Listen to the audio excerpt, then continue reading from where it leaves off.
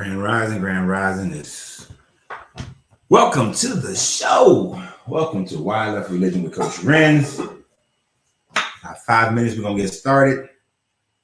Find me for the first time watching this on review. Go ahead and skip the 5 minutes. But we are going to, today is Tuesday. So Tuesday, what do? We talk about what's wrong with the Bible. And we literally are reading it. We're in Numbers 3 and 4. So I am here to try to make it a little bit entertaining because there's not a whole lot of entertainment in this one. But there are a couple of inaccuracies that a couple of things that we got to, that makes it like some questionable things that do happen in this one, and some nonsensical stuff too. And that's mainly in 3, much in 4. There's not much in 4, but I was supposed to look something up before I started this one. This is just some interesting thought processes going to be in this one.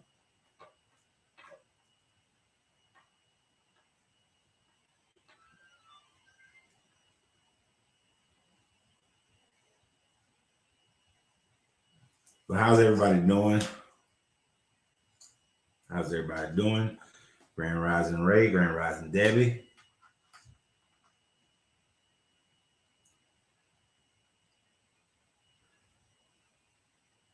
Let me see. That's what I thought. I'm gonna tell you right now, if you're not contributing to the conversation, you will be kicked off the podcast. Just spouting your rhetoric is not welcome. This is, if you can't have an intellectual conversation, then there's no point in talking. If you cannot participate in, maybe if you want to disprove anything or try to explain anything, sure, but that mess, I would not stand for it.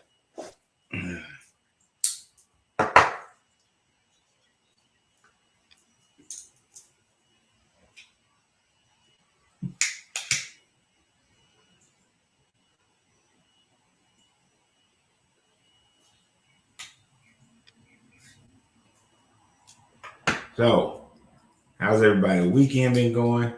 What's today? Today's Tuesday. How's your week going for a week that started? Got about 2 minutes before we get started. Give people an opportunity to get on. Had a good birthday weekend and getting into this week.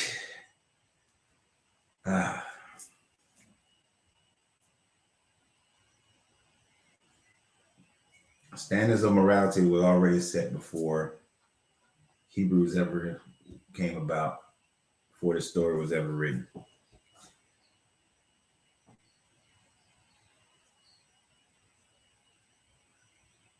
Grand Rising Elizabeth.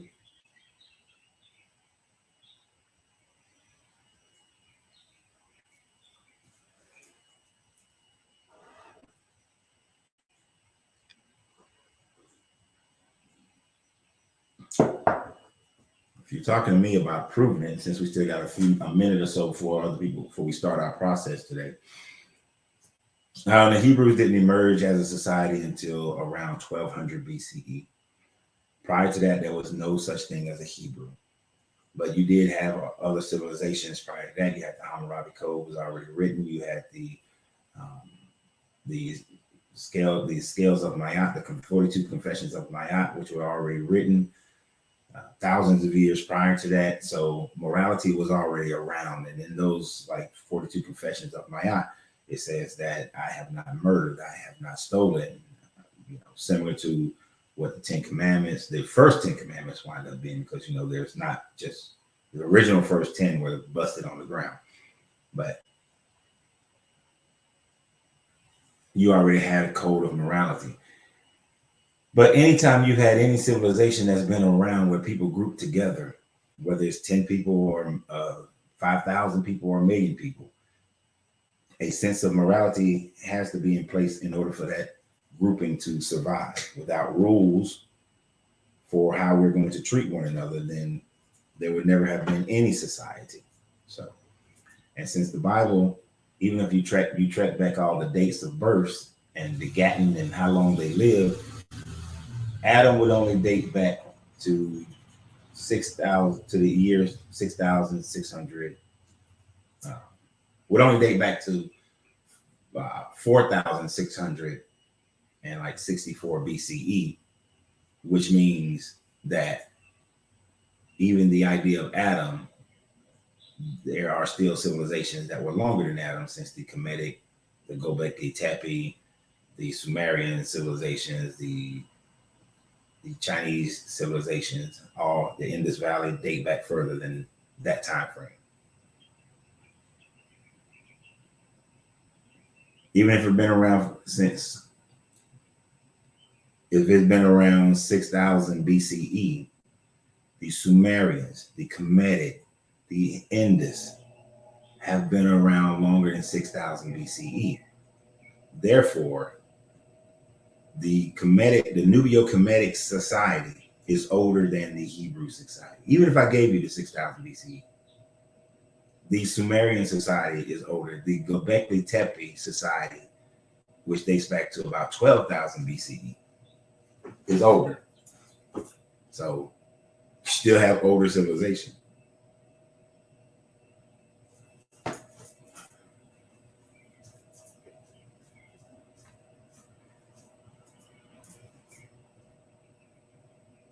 You can't even, it's interesting. You're not proving anything.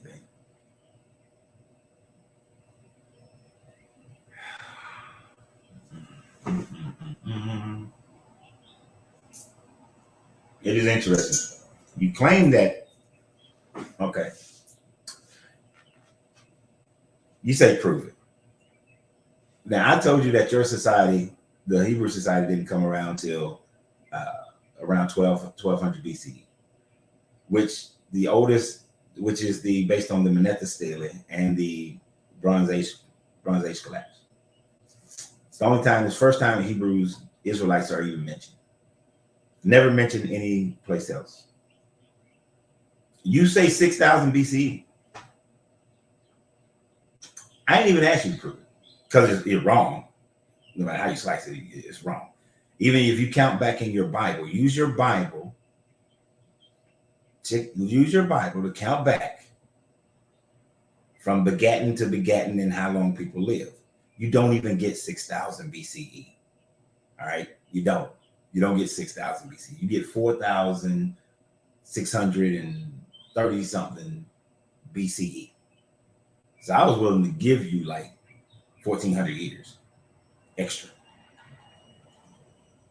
So if you went by Genesis, you wouldn't even be saying 6,000 BCE, which tells me right off the bat, you do not know how to do any research or of even your own Bible. Now,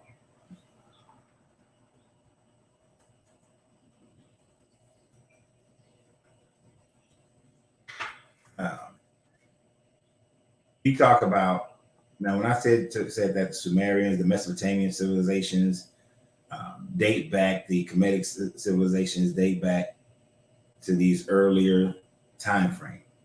It is through archaeological evidence. It is through the things like the King's List that has been found that date back. For me, carbon dating is only as good as 12,000 years. I don't go for the carbon date because the half-life of a carbon is like 6,000 years. So then the rest of the carbon is, the degrading of the whole thing could only be 12,000 years. How they do a half-life of a half-life and a half-life of a half-life of a half-life is some bullshit. But other civilizations have kept their records as far as how long they were around. We have those, we have potteries, we have different timelines, their own timelines that they kept. So there's all of that part.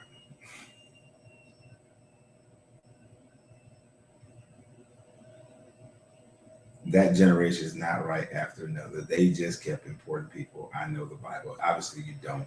Because if you went Adam and his life to Seth, when he bore Seth and Seth's life, and then when Seth bore his child and their lives, that's following the line that goes all the way up through your Noah and then into your Abrahams and all of these other people. So you know what? I'm done talking to you, man. You can't. I'm done talking to you. Mm, you ain't gonna come in here and disrupt my show. Ah, uh, Grand Rising McQueen, how you doing, my guy? It's funny. You come over here and all you can say is like, dude, prove it. Wrong, do more research. Come on, man. Let's be real. Let's be logical. Come on, Ray. Ray. Don't be Ray Charles. Come on, Ray. Don't be like that. You know that biblical scholars track back when Adam was created, according to your story, based on all the begatting and the lifetimes of those people. And now you want to sit up here and say something different. You know that's how the Bible scholars do. That's the only way you can do it. Because y'all, there's no graves, right? There's no standing structures that they created. Come on, man. Let's be real. Let's be real. You have zero archaeological proof. The only thing you have is your Bible. Come on, Ray. You can do it, man. You can just admit that that's what your Bible says. And if you want to believe that, just, hey, that's what the Bible said. Adam was the first person. Knowing good and damn well Adam was the first person. Knowing full well that the Nubio-Kemetic's been around longer. Come on, man. Come on, Ray. You can do it. I believe in you, Ray. I believe in you. I believe in you. I really do. I really believe in you.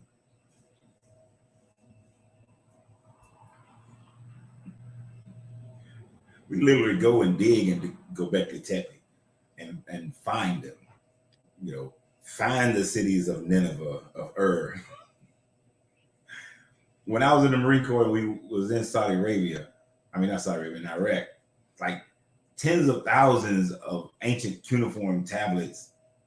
And you got to think about it linguistically. When was cuneiform used?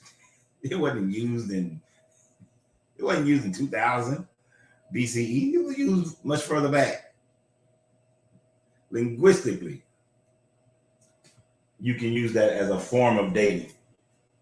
You get an idea of dating. See, that's the problem that people don't understand. When you date societies, you don't just date it based on one thing. It's a combination of things.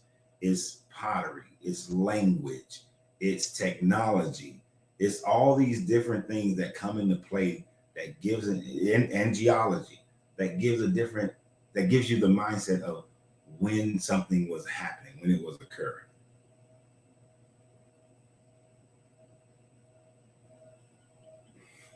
This man said,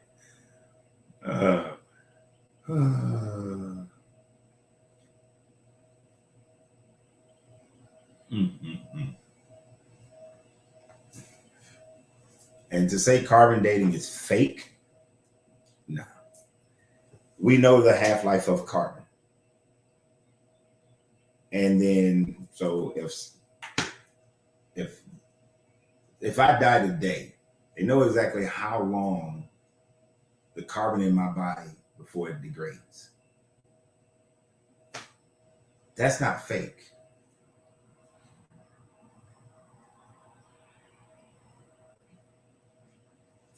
Now, it can only go back so far, because once all the carbon is gone, you have no idea.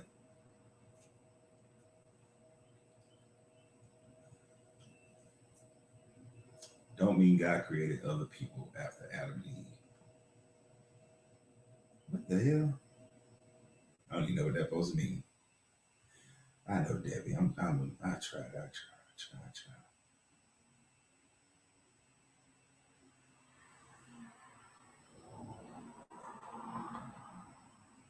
We getting started. At least we get started with a little bit of stuff.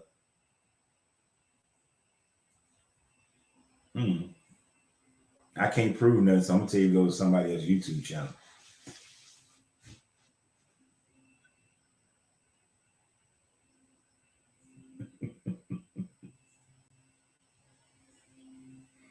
Okay, so we got to do the lesson. We said we're gonna read do some of this book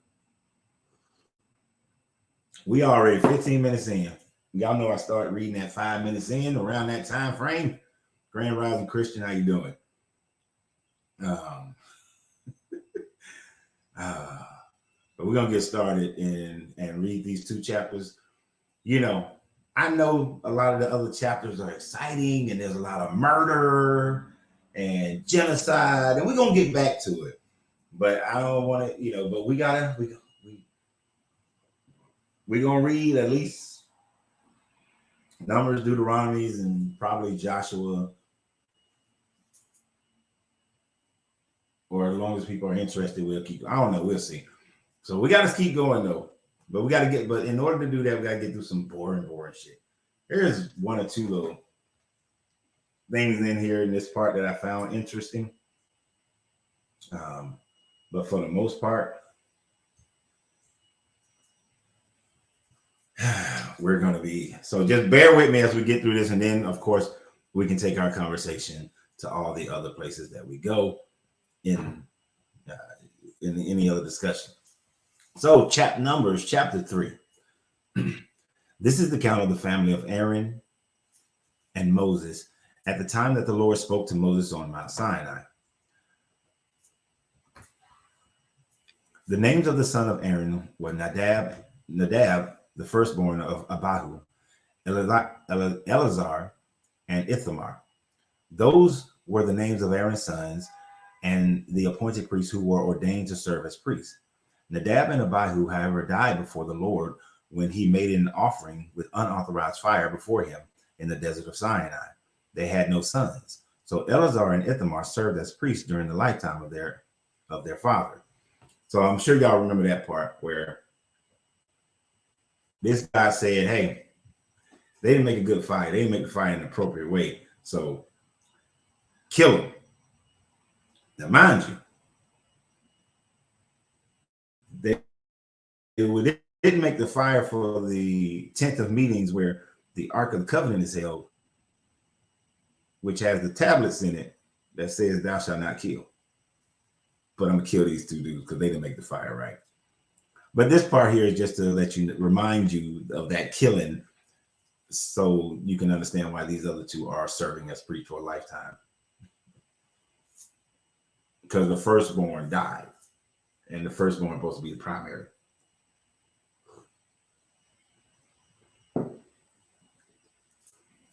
So back to this 5, verse 5.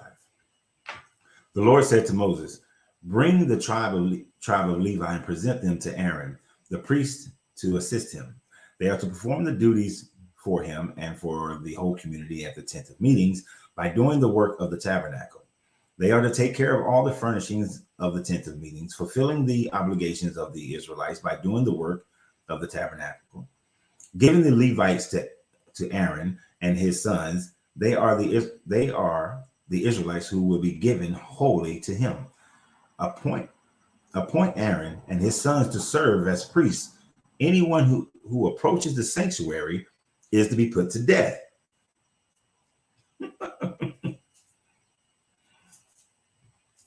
So if you even approach the sanctuary of the God that says that thou shalt not kill, you're going to be put to death. You gotta die. Don't evangelicals run around talking about how this God is such pro-life, but just by approaching the tabernacle, you gotta die, right? And he's given the Levite tribes. And remember in the previous chapter, when they did the census, the Levites weren't counted because they were creating an army. That census was about seeing how many people they can have in their army. And, we went through some of the bullshittery of that one. But in this one, now we're going to count the Levites because you're going to count those who are, about to be, God's little 3 men in a truck, basically, is what they wind up being. The Lord said to Moses, I have taken the Levites from among the Israelites in place of the first male offspring of every Israelite woman. Because remember, he was saying that the first male offspring belongs to this deity. We talked about that early in Leviticus. The Levites are mine. For all the firstborn are mine. When I struck down all of the firstborn in Egypt, I set apart for myself every firstborn in Israel, whether human or animal. They are to be mine. I am the Lord. Because remember, you got to sacrifice. This guy loves the barbecue, the sweet aroma, and he want them firstborns. He loves his bloodlust.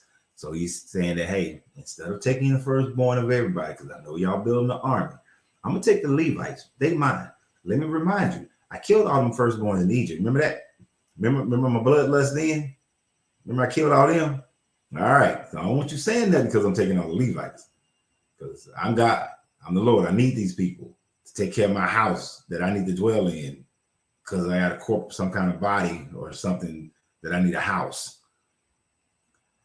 To continue, the Lord said to Moses in the desert of Sinai, count the Levites by their families and clans. Count every male a month old or more. One of the reasons why I think it does start counting, this is counting at a month old or more, is because of infant mortality was so high. Some people went into the thing that this guy doesn't care about younger, if you're not born early, if you're an infant, but infant mortality was very high. So I think the writers took into account of that. But either way, if you got to survive the month in order to make sense, to be counted. Maybe they can use this for abortion rights. Just saying.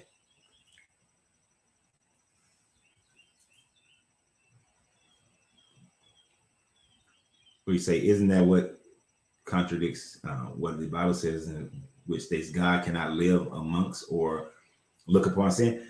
Yeah, it does say that God can't look upon sin or live amongst sin, but yet he's going to dwell in this tent of meeting amongst the people.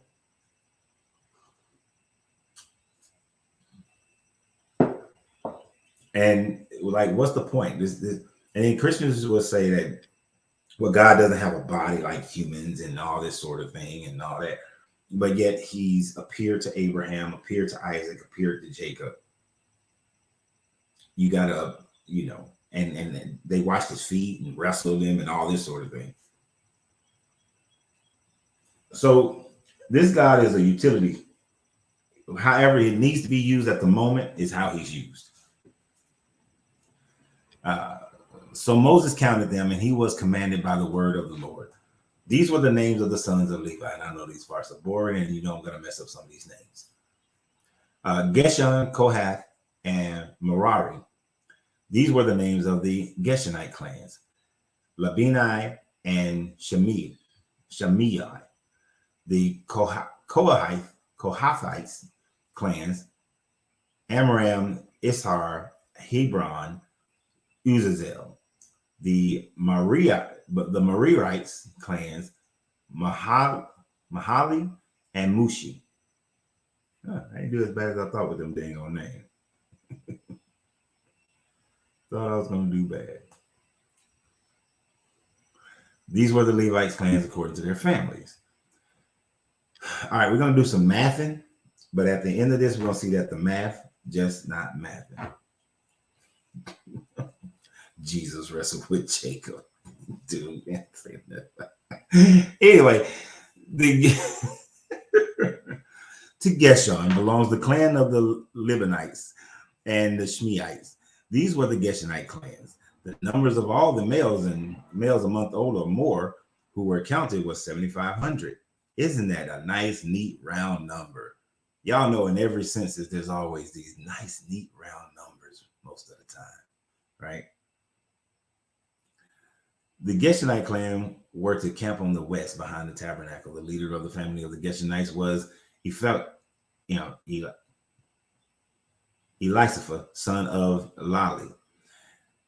At the tent of meeting, the Gershonites were responsible for the care of the tabernacle and tent, its coverings, the curtains at the entrance of the tent of meetings, the curtains of the courtyard, the curtains of the entrance of the courtyard surrounding the tabernacle and altar, and the ropes and everything related to their use. They need 7,500 people to do this work, to take care of some curtains. To Kohath belongs the clan of the Amramites, Izrahites, Hebronites, and Uzzielites. These were the Kohathite clans. The number of the males a month old or more was 8,600. Another perfect round number of 8,600. Not 8,603, 8,600. The Kohathites were responsible for the care of the sanctuary. The Kohathite clan were to camp on the south side of the tabernacle. The leaders of the families of the Kohathite clan was Elizaphan, son of Uzziel. They were responsible for the care of the ark, the table, the lampstand, the altars, the articles of the sanctuary used in ministry, the curtains, and everything related to their use. So the carpenters. The chief leader of the Levites was Eleazar, son of Aaron, the priest. He was appointed over those who were responsible for the care of the sanctuary. 8,600 people to take care of the sanctuary. There's a reason why these numbers. There was a thought that I had that's good, kind of going to crystallize the absurdity of some of these numbers. To Merari belonged the clans of the Mahalites and the Mushites. These were the Mahalite clans. The number of all the males a month or more were counted were 6,200. The leaders of the family of the Mahalites was Zuriel, son of Abihail. They were to camp on the north side of the tabernacle. The Maharites were appointed to take care of the frames of the tabernacle, its crossbars, posts, base, and all its equipment and everything related to its use, as well as the posts surrounding the courtyard with their bases, tents, pegs, and ropes. 6,200 people to do that. Moses and Aaron and his sons were to camp in the east of the tabernacle towards the sunrise in front of the tent of meetings. They were responsible for the care of the sanctuary on behalf of the Israelites. Anyone who approached the sanctuary was to be put to death. Got to do some killing. These punishments. Think about it. A man rapes a young woman. He just had to pay some shekels, and then she got to marry. Approach that damn tabernacle, your ass gonna die.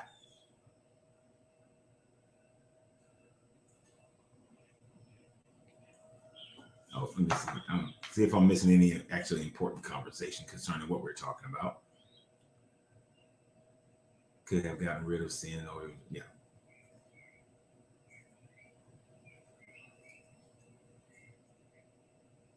Brother, I can ask everything.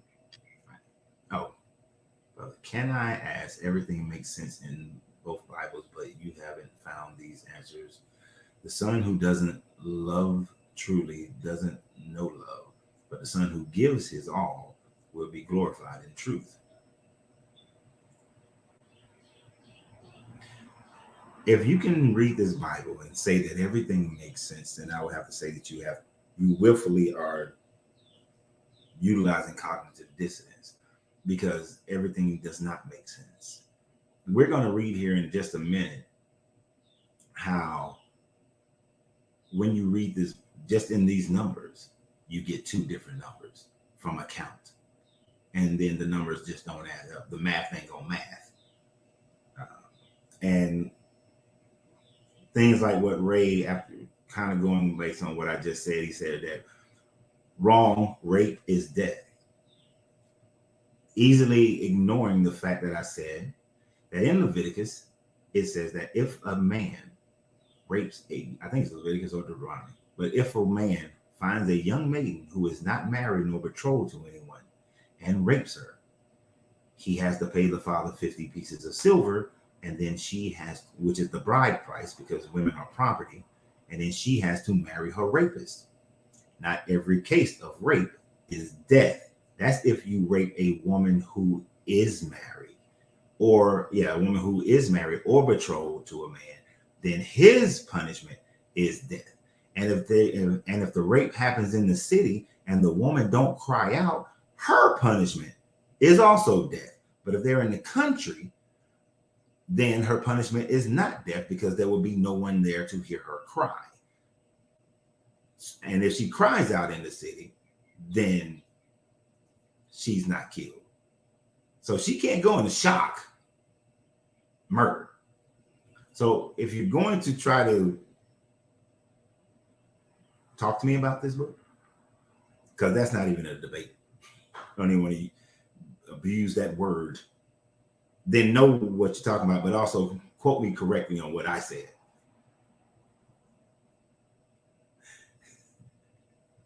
And his response, you're totally out of control why I left religion. You see, this shows me that I'm not talking to someone who can have an intelligent conversation, because I just expressed the entirety of the statement that I made, correcting his statement, and yet the only thing he can say is, you're totally out of control. Y'all don't want me to do debate shows. Y'all don't. Y'all keep saying I should do. Y'all don't want me to do that. It ain't gonna be fun. It won't be fun. My man up here, I thought you just gotta love and you can get all the truth. No, man, you gotta think. You gotta think to get the truth. You gotta do critical thinking. Otherwise, you get no truth without critical thinking.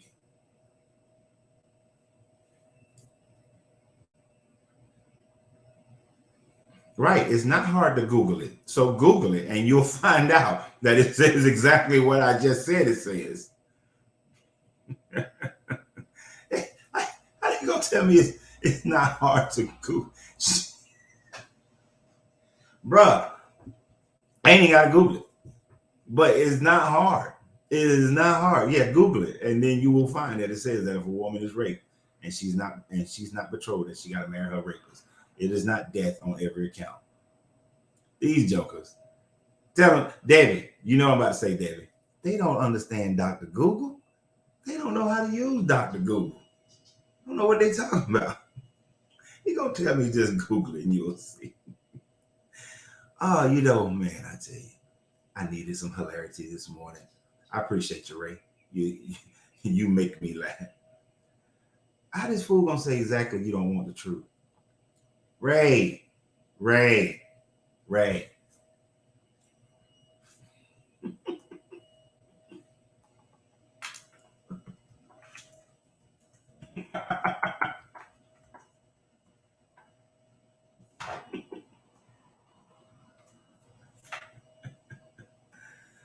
Oh, I love where they. Y'all know. Okay, I'm gonna give you a chance, Ray. I'm gonna give Ray a chance. Y'all. We're gonna see if we can get Ray into a level of understanding.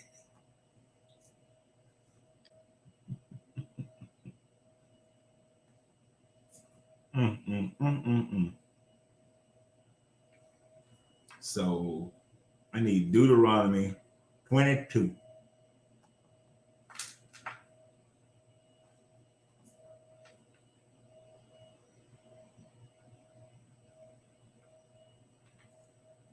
And I just needed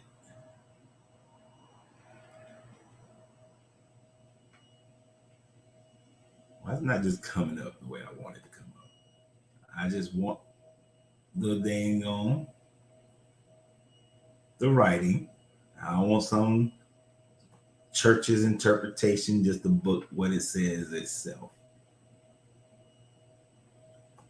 Folks are always trying to make up their add shit to it.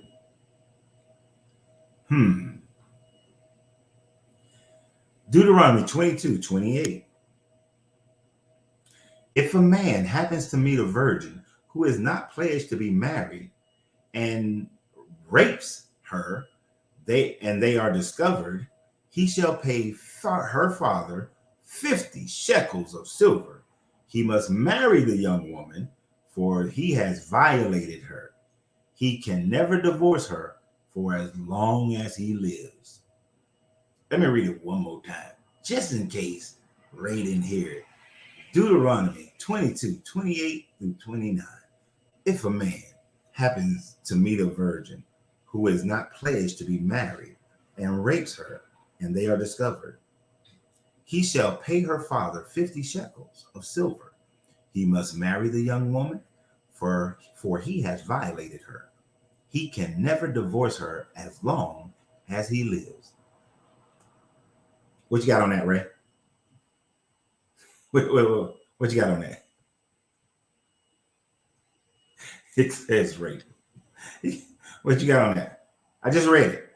Now, if a person can't sit here and realize that, okay, he challenged the statement.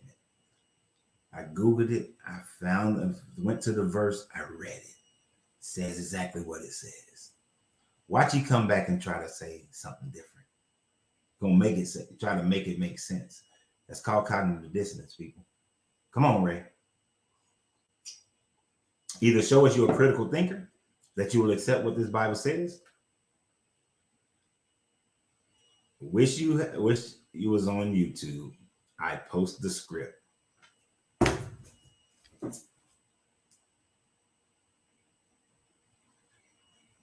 I just read the dang on thing. It said rape. It says what it says. You're gonna make it make something up. Oh.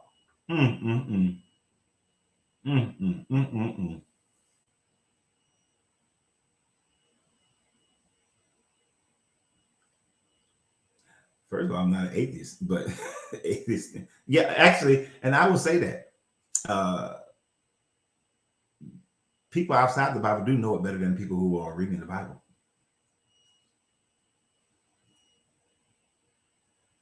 Yeah, I'm wasting my intellect on this man. What did Christopher? Oh, Grand Rising. To the people who not came in and ain't said nothing to you, my bad. Michael Scroggins, Grand Rising, Coron, Grand Rising, Christopher, Grand Rising. You know, I like to be polite to my folk.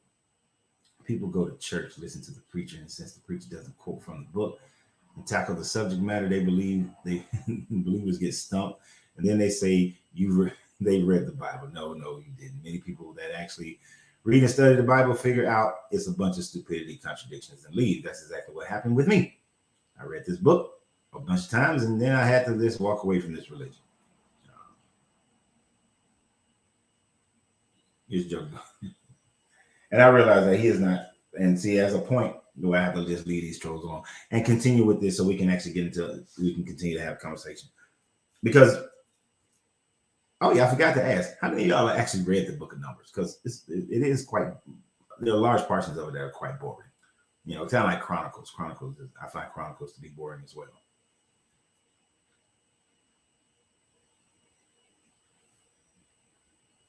Well, you know, Debbie, they say you're an atheist if you don't believe in their book.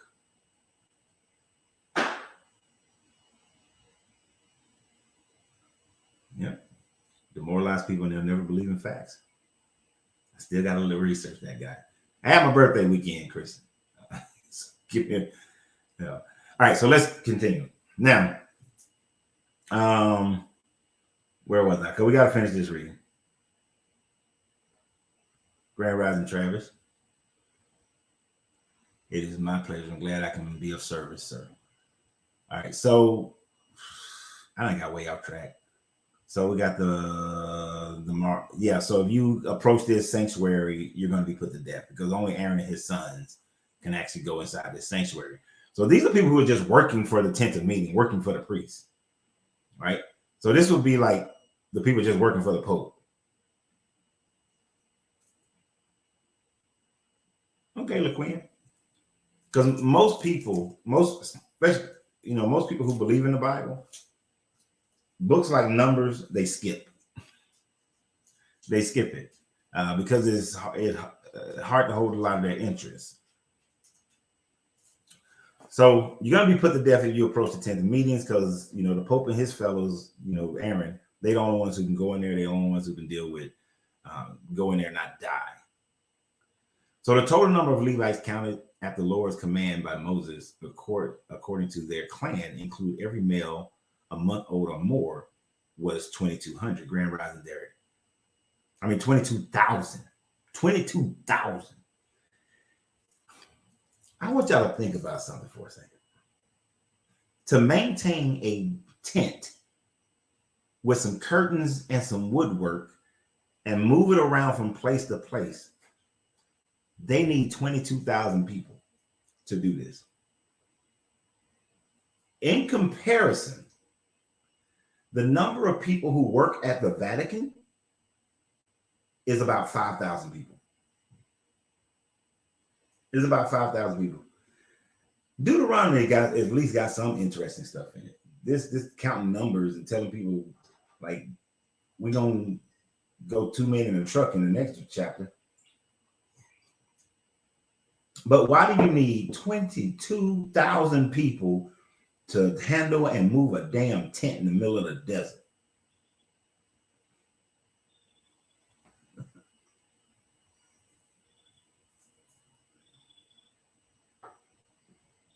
The Vatican. Have any of y'all ever been to the Vatican? I'm not promoting the Vatican and nothing like that, but I'm just wondering, anybody y'all ever been to that? It is a good place to go visit, so you can see stuff for yourself. So you can see that big giant ass Egyptian obelisk that's right in the middle of St. Peter's Basilica. I mean St. Peter's Square.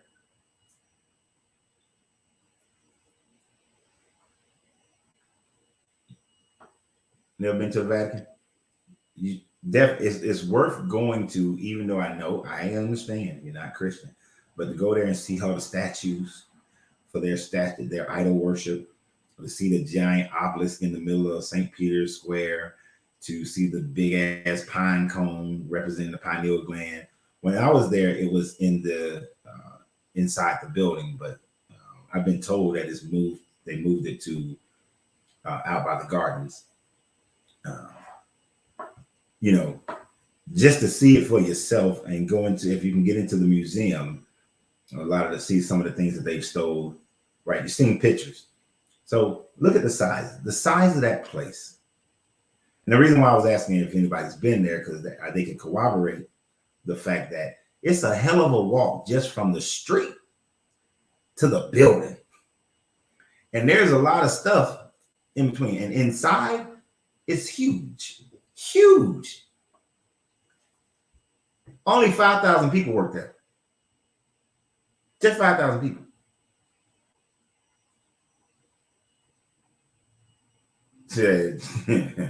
I would love to go through there and it's longer than 5 miles, bro. It's longer than 5 miles. I did get a long time ago. It took 7 years to get it, but I got to go in there, and that shit was longer than 5 miles. It had to be about at least about 13, 14 miles. I think 5 miles might be all they'll let you see. Right, it is a city. You know, this is on country, actually. This is on country, but they ain't gonna let you get into the library. You have to like do special paperwork and get permission to go into the real library. They'll let you go into the bullshit library, but the real one, you gotta say you're doing a PhD paper, or something like that, or some other type of research. You have to get permission, and most people get denied. But anyway, the point is, these jokers need 22,000 people for a tent. For a tent. You say Pope is just a man in a funny hat? It truly is. But 2,200 people for a damn tent. This is like almost like in slavery to have all these people just to move your tent. So to continue, so we can get through this one. So the Lord said to Moses, count all the firstborn Israelites, male who are a month old or more, and make a list of their names. Take the Levites for me in place of all the firstborn of the Israelites, and the livestock of the Levites in place of the firstborn livestock of the Israelites. I am the Lord. So Moses counted the firstborn Israelites, firstborn of the Israelites, as the Lord had commanded him. The total number of firstborn a month or more listed by name was 22,273. So he counted the firstborn of the Levites and males, 22,000. The firstborn of the Israelites, 22,273. We finna go to church now, y'all. Yeah, you know what I'm talking about. The Lord said to Moses, take the Levites in the place of all the firstborn of Israelites, and the livestock of the Levites in place of their livestock.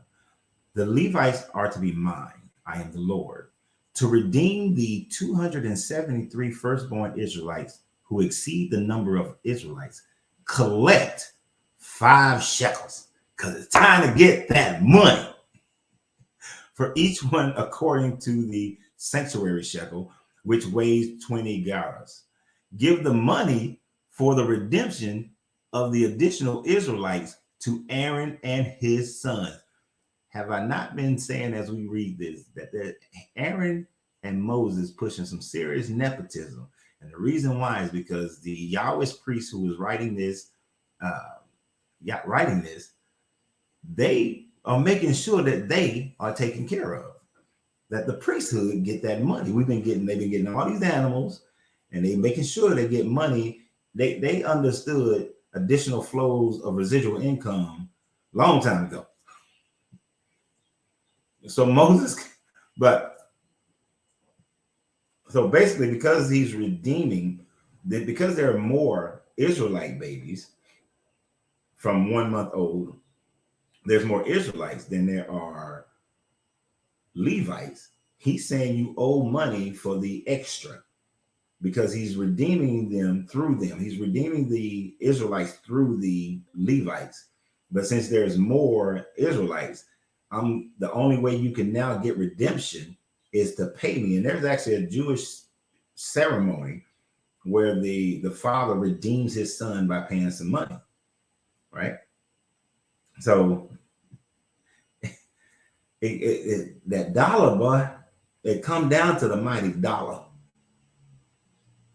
And most people probably don't even think about this, that this guy is demonstrating that this is how these preachers they get caught up with money, because there's always some money being collected, or some product, or what considered money for them, whether it's livestock and oils and all this sort of thing.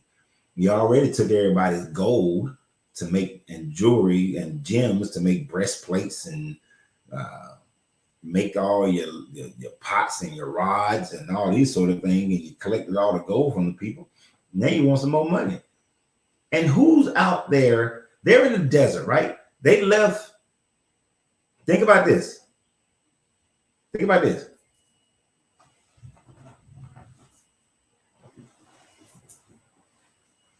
They got to pay 5 shekels. They was in Egypt. Now they are out in the middle of the desert. Who's pressing money?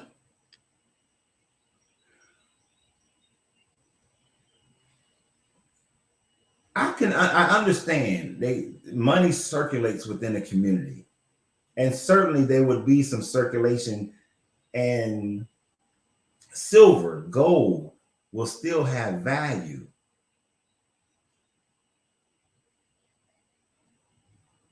But you in the middle of nowhere. There's no value to this stuff. Anyway, let me continue. So Moses collected the redemption money from those who exceeded the number redeemed by the Levite. How do you decide who is the 273? Now, I was reading that some biblical apologist said that Moses held a lottery to see who was going to pay the extra. What people had to pay that extra 5 shekels? But Moses collected the money.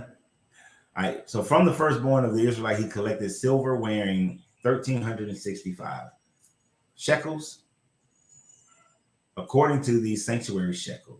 Moses gave the redemption money to Aaron and his sons, as he was commanded by the word of the Lord. You ever see those movies where shit being destroyed and people are desolate, and they go in and they be grabbing cash. Yeah, you grabbing the cash from. Unless if you're out in the middle of the desert, middle of nowhere, silver doesn't have any value.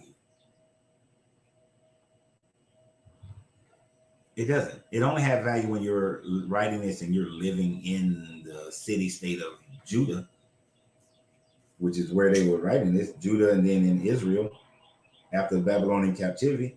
Otherwise, it has no value. But the Bible got a Bible. The Bible has the Bible. And they got to collect their dough. So let's go on to 20-4. All right. Did anybody ever want to open a moving company? Because we're about to be blessed with this guy telling us exactly how to move shit, how to pack. So if you ever going to get ready to move, you need to come read this one. So what happened to Ray? He must have read Deuteronomy 22 and like, damn. All right. So the Lord said to Moses and Aaron, take a census of the Korite branch. Now we got to, you would think that they would have, when you do a census, you didn't already break it down by the different families. Wouldn't that have been how you figured out the numbers? But now we got to take a census of the branch of the Korathite branch of the Levites by their clans and families. Count all the men from 30 to 50 years of age who comes and serve in the work of the tent of meetings. You already counted these people. You could have, that's probably already done. This is the work of the Korite at the tent of meetings, the care of the most holy things. When the camp is to move, Aaron and his sons are to go in and take down the shielding curtain, and put it over the ark of the covenant law. They are to cover the curtain with a durable leather, spread a cloth of solid blue over that, and put the poles in place. Got to tell you how to move.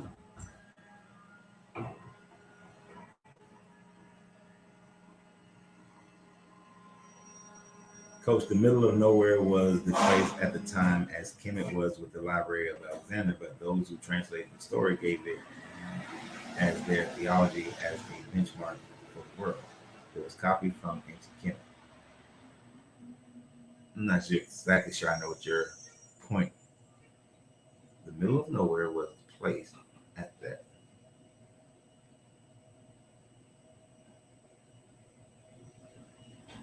I'm not exactly sure I understand what you mean, Brett. It's not clicking for me for some reason. Are you validating them being in the middle of nowhere and still using coins and using coins? Because Alexandria was a city. That wasn't the middle of nowhere. But I'm not sure. It's not clicking in my head. So I'll keep reading and see if it comes right in my mind. This is the work of the Korah in the 10th of meetings. Okay, put the post back. Got it. So he's telling them how to pack up the covenant. Now, of course, Aaron and them have to cover it up because these people would die if they would look at it. Can you imagine you in charge of something, but you can't even look at it? Like, you got to protect your woman, but you can't look at her or you'll die. Or this is the whole, I got a gun in my pocket. Yeah, got the gun in the jacket, but you can't see it. Over the table of the presence, they are to spread the blue cloth and put on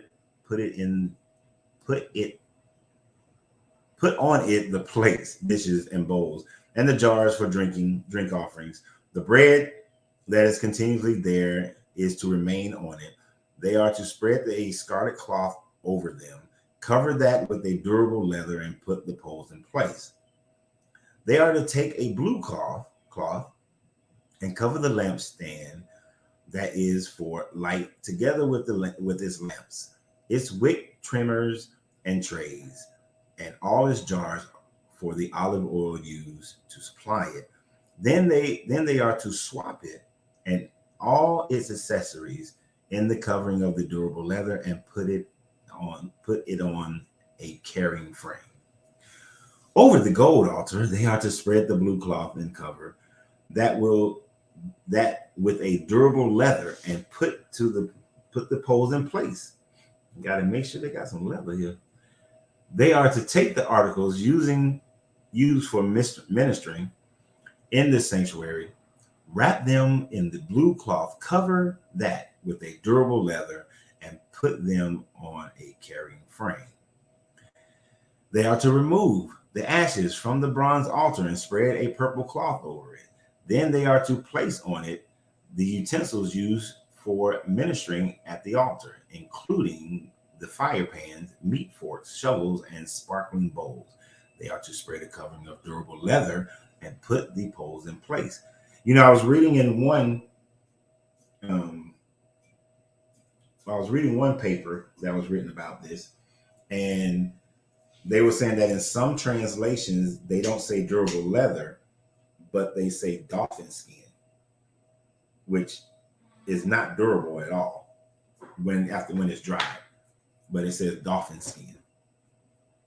Just something I thought I'd throw out there to you.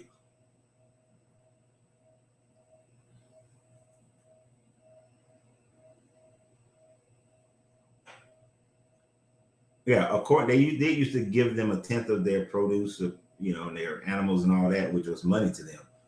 But they giving them also they gave them silver. They gave them some silver for redemption. And I mean, I understand they can trade the silver back to the people to buy them some food and clothing and materials, but you don't have a government, you don't have that system. Silver just doesn't have that value at that point. What is it good for? What's it good for other than? Well, it's it's like all money. Money only has value if we give it value. So let me just stop right there. If they gave it value, it had value. Because that's how we do money. We've always done money.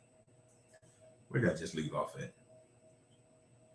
Oh, after Aaron and his sons have finished covering the holy furnishing and all the holy articles, and when the camp is ready to move on, only then are the Kohathites to come and do the carrying. But they must not touch the holy things or they will die. The Kohathites are to carry those things that are in the tent of meetings. Eleazar's sons, Aaron's, and the priest is to have charge of the oil for the light, the fragrance incense, the regular grain offering, the anointing oil. He is to be in charge of the entire tabernacle and everything in it, including its holy furnishings. The Lord said to Moses and Aaron, see that the Kohathite clan is not destroyed from among the Levites, so that they may live and not die. When they come near the most holy things, do this for them. Aaron and his sons are to go into the sanctuary and assign to each man his work and what he is to carry. But the Kohathite must not go in to look at the holy things, even for a moment, or he will die.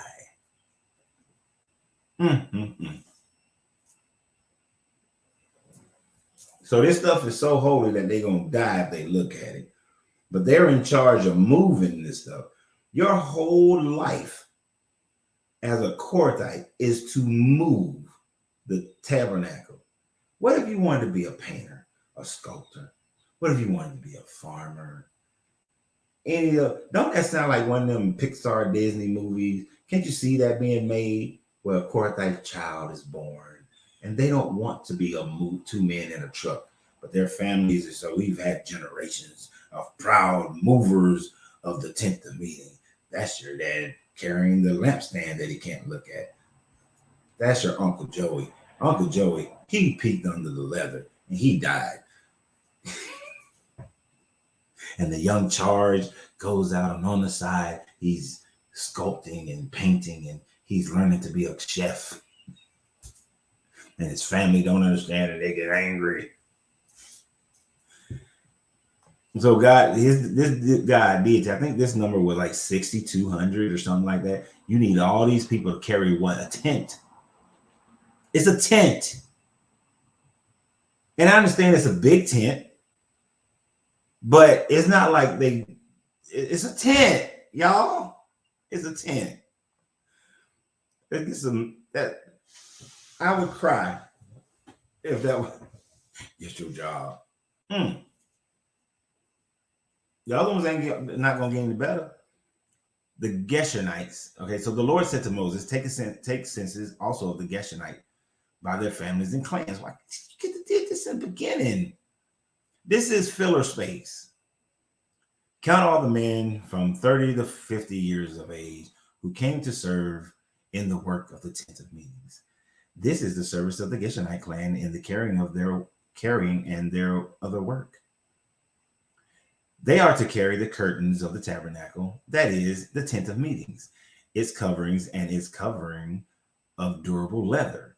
The curtains for the entrance to the tent of meetings, the curtains of the courtyard surrounding the tabernacle and altar, the curtains for the entrance to the courtyard, the ropes, and all the equipment used in the service of the tent. The Gershonites are to do all that needs to be done with these things. All their service, whether carrying or doing their other work, is to be done under the direction of Aaron and his sons. You shall assign to them as their responsibility all they are to carry. This is the service of the Gershonite clans at the tent of meetings. Their duties are to be under the direction of Ithamar, son of Aaron, the priest. You know, they made sure Aaron and his son is in charge of you. You best understand that. This is who's in charge. But you're a Gershonite. Your job is to carry this tent. Now, I'm sure these people were farming and doing some other stuff, but that's your job.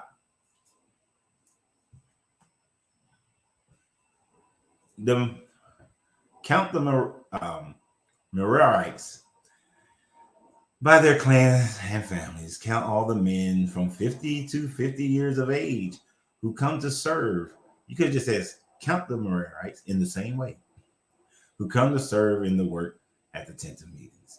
As a part of all their service at the tent, they are to carry the frames of the tabernacle, its crossbars, posts, and base, as well as the posts of these surrounding courtyards, with their base, tents, pegs, ropes, all their equipment, and everything related to their use, assigned to each man the specific thing he is to carry. This is the service of the Merarites clans, as they work at the tent of meetings under the direction of Ithamar, son of Aaron the priest. Yes, Debbie, it is all bullshit. We're almost done with this chapter.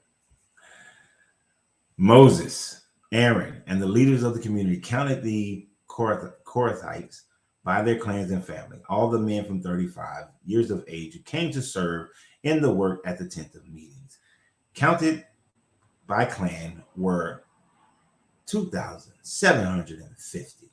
Nice round number. This was the total of all the Kohathite clans who served at the tent of meetings, and Moses counted them according to the Lord's command through Moses. The Gershonites were counted by their clans and families. All the men of 35 years of age who came to work in the tabernacle at the tent of meetings, counted by their clans and families, were 2,630. Round number. This was the total of those of the Gershonite clans who served at the tent of meetings. Moses and Aaron counted them according to the Lord's command. The Merarites were counted by their clans and family. All the men from 30 to 50 years of age who came to serve in the work of the tent of meetings, counted by their clans, were 3,200. Really good round number. This was the total number of the Merarite clans. Moses and Aaron counted them according to the Lord's command through Moses. So Moses and Aaron and the leaders of the leaders of Israel counted all the Levites and their clans and family, and all the men from 30 to 50 years of age who came to work serving and carrying the tent of meeting, and the number was 8,580. At the Lord's command, Moses, at the Lord's command through Moses, which was assigned his work and told to what to carry. Thus, they were counted as the Lord commanded Moses. That was so riveting. Just riveting. You know, I gotta check. These numbers don't be right sometimes.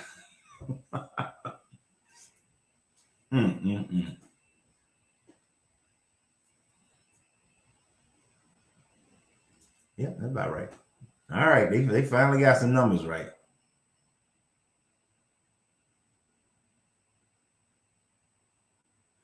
So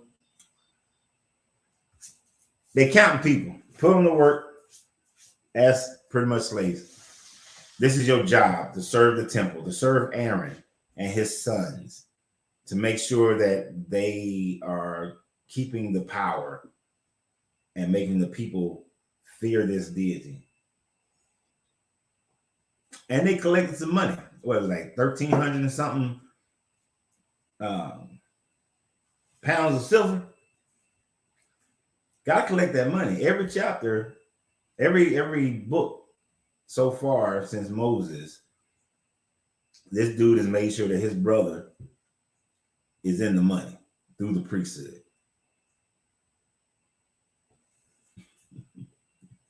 You said the suspense killed you? You was on the edge of your seat the whole. I know, right? You know what I'm saying? I was too. And just think, I spent a couple of hours researching this shit to make sure my memory is still good on it.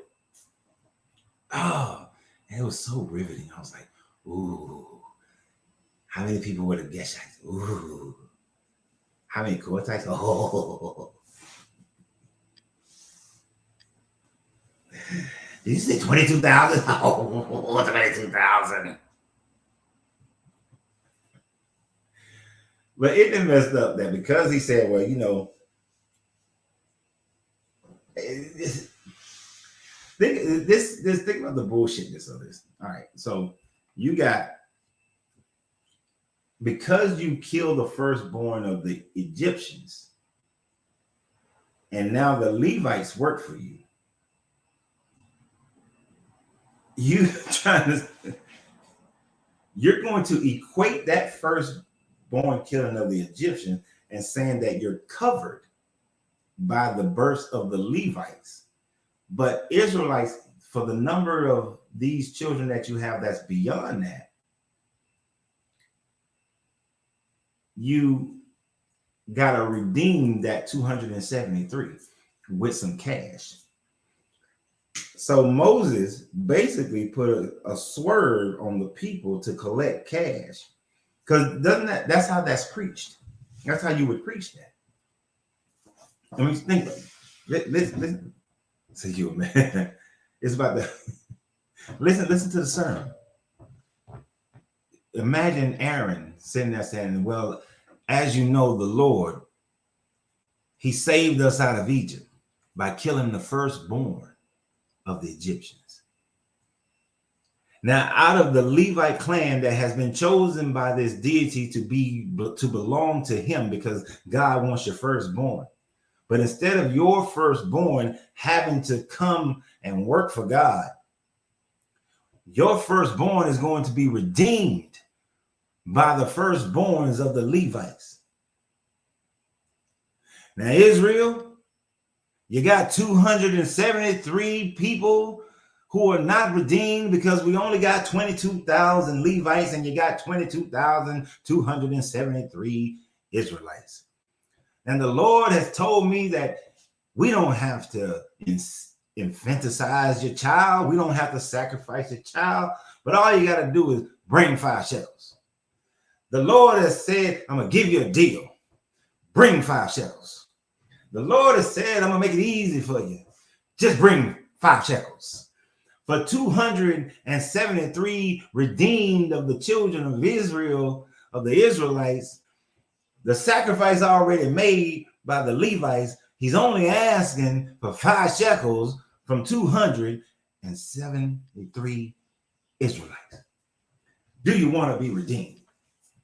Do you want all of Israel to be redeemed? Boy, that was Aaron. I'm telling y'all, that's how that went. You know what? Okay.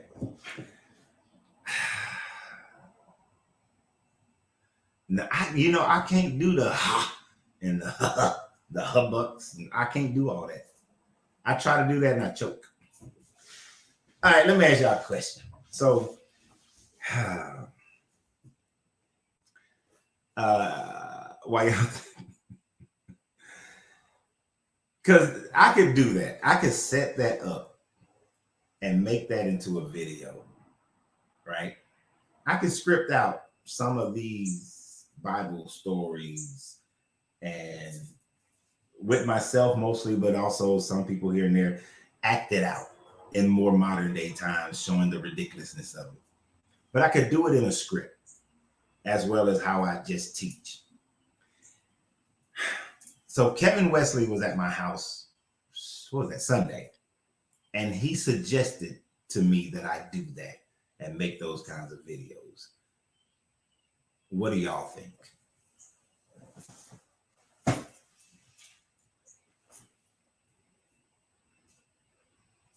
Y'all tell me what y'all think.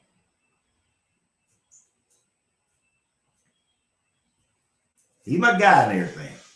Y'all tell me what y'all think.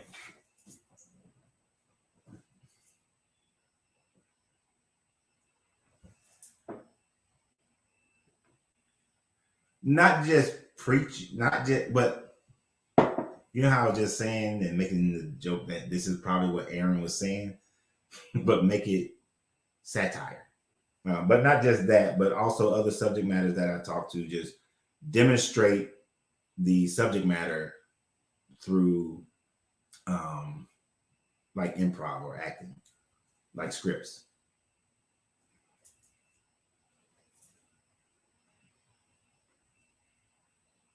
But just pretty much adding scripts to my style of things that I produce.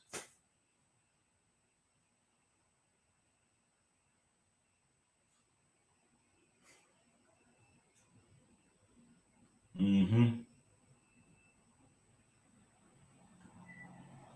Because, like, I used to be part of improvs. I used to be part of improvs. So it's not like it's something that's foreign to me. Y'all just been getting more of the, I mean, I know I crack jokes here and there, but y'all been getting more of the stoic version of myself that sometimes get a little smart assery.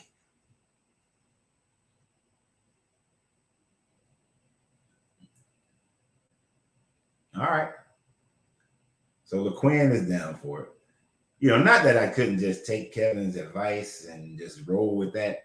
I'm just always curious, see what other people think. I understand that part of this is the entertainment aspect of it. But anyway, I got one vote from LaQuinn. I guess everybody else being a little quiet, don't want to say anything. If you've ever, that's one of the things that people like from my cigar channel is that I do a lot of lip syncing on my cigar channel. All right.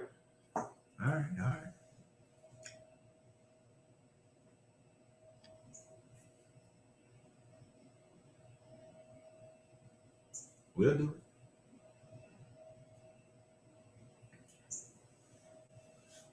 All right.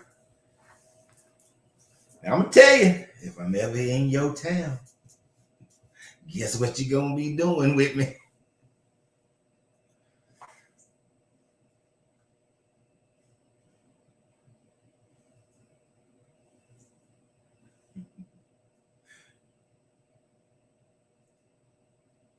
All right, Sheila.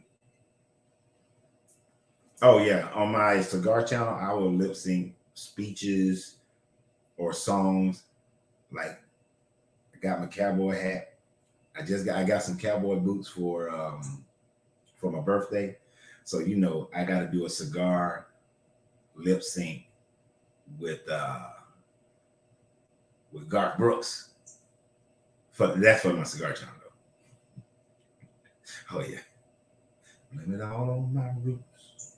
I showed up in boots. Yeah, we got to do that one. I'm doing that today. But that's on the cigar channel.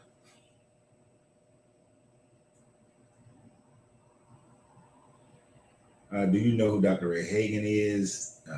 You remember him?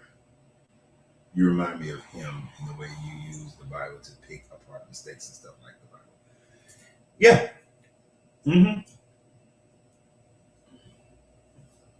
I know of him. I was supposed to meet him years ago. We were supposed to have a meet, but hell, I forgot what happened. Something happened, and it didn't go off. It was probably me and my work. That's probably why it didn't happen, because a lot of people that I was supposed to meet back in the day was thrown off because I worked all the time. But yeah, I know who Dr. Ray Hagen is. I've actually listened to a couple of his podcasts. Intelligent, but his podcast. The only thing I don't like about the podcast is it's too much like church. With the songs and singing. Like, if I would have stayed Christian and would have become a minister, I've had white people church. I had Caucasian church. You walk in, you greet everybody.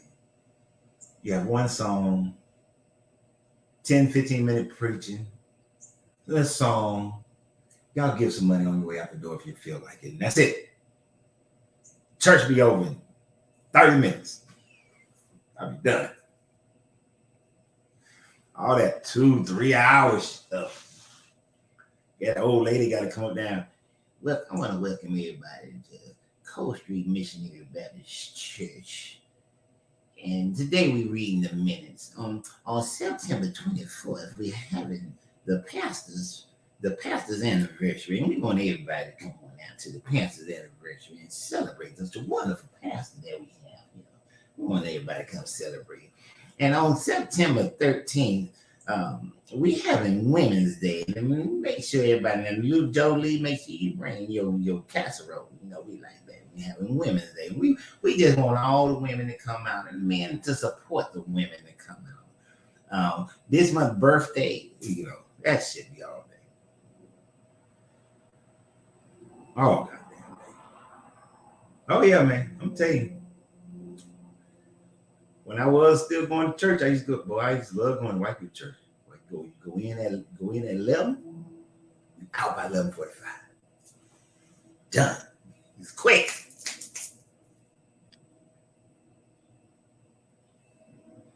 That's right. Back home in time for a football game.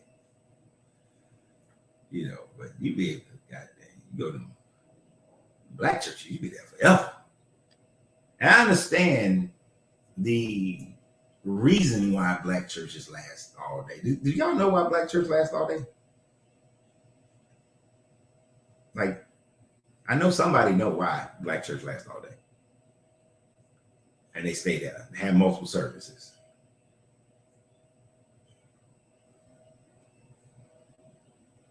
Like, Christian don't know. Tim says yes.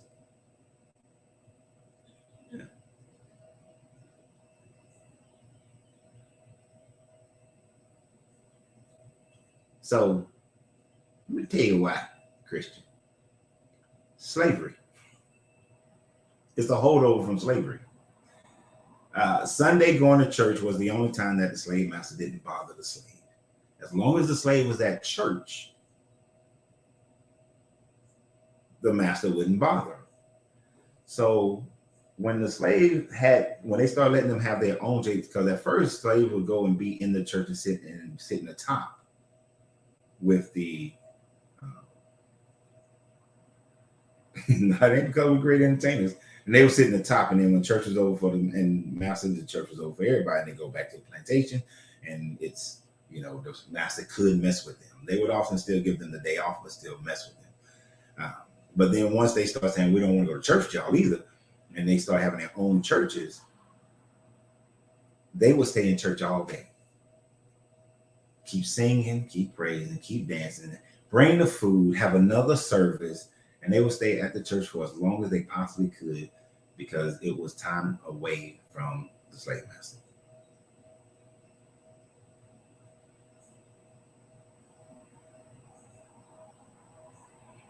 Because back in the day, we'd be heard about, yep. So you stay in church all day. And we still, that's why it's still, and they still do it. Now it's just tradition, habits, but that is why.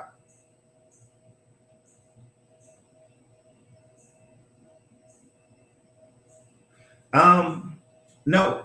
So LaQuinn said, "Wow, that's sad." Also, wasn't that the only place they would allow the slave to go?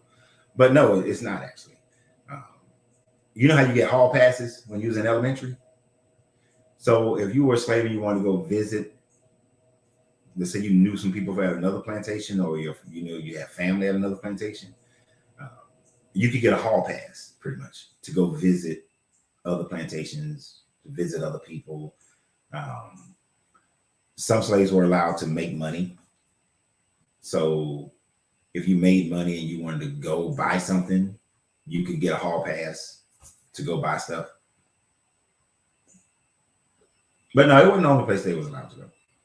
Um, there was like a river or a lake or something that they were allowed to go to, that black people were allowed to go to, period. They get a hall pass and they go. But they had to get permission. And oftentimes that permission had to have paperwork with it, because if just some rando came up and was like, "What you doing out here?" You had to have that permission. And then that would also tell them who you belong to, so they wouldn't steal you or something like that. Steal you or kill you.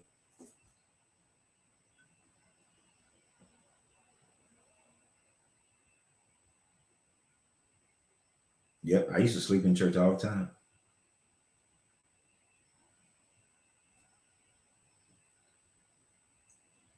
They burn it down, keep them. Y'all here too long. There have been times where there were situations where they came and disrupted the service because they was like, "No, y'all been here too long." But they figured they can get away with about no more than about 4 to 5 hours. Beyond that, then it was too much.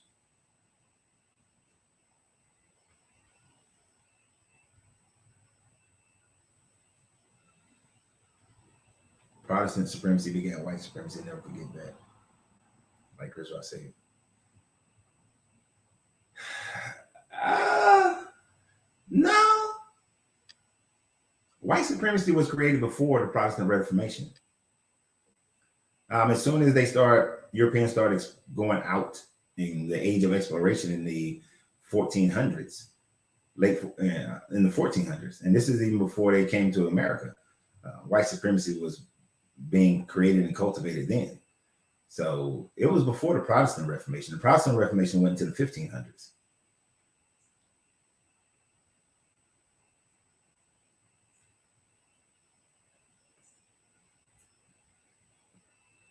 But yep, pretty much had to have a hall pass.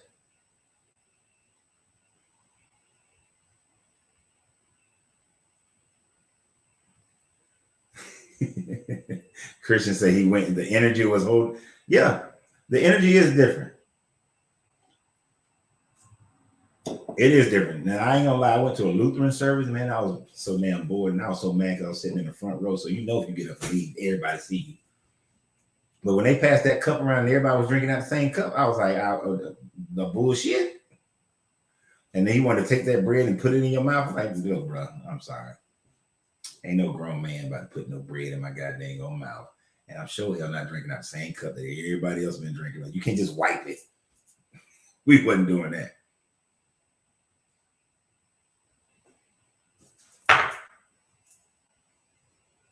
I can believe that there are more. I don't know that for sure, Brian, but I can believe it that there are more churches in Nigeria than there are in Western Europe.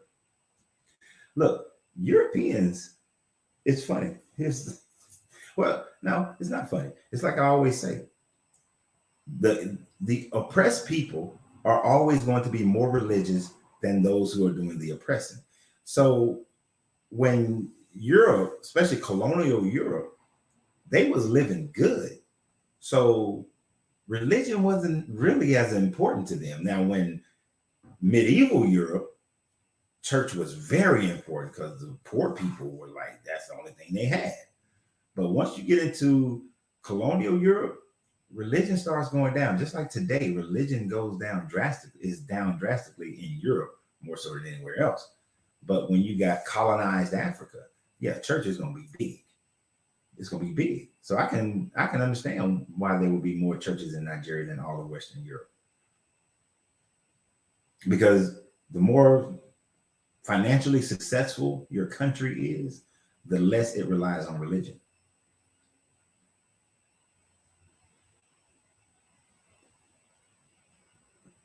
Grand Rising Jimbo. Yo, Jimbo.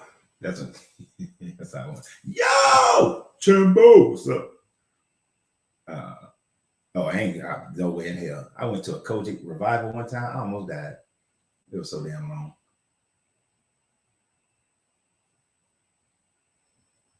Were you the only one there? It was the only black, yeah, the only black people at that Lutheran church. Yeah, it was the only black people there. But there was, I just wasn't drinking no damn wine. I ain't drinking after a whole bunch of people. If I don't look, here's the thing.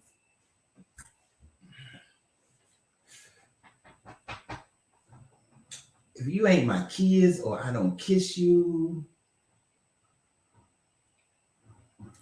I'm not drinking after you. Sorry. And really, my kids are grown now, so I ain't drinking after them. To think about it, because I don't know what they kissing. No, it's kind of like in the cigar world. You know, I know some of y'all smoke weed. You know how y'all be passing the blunt? You don't pass a cigar. Only you and your mate can, pass a cigar. I'm not passing. No.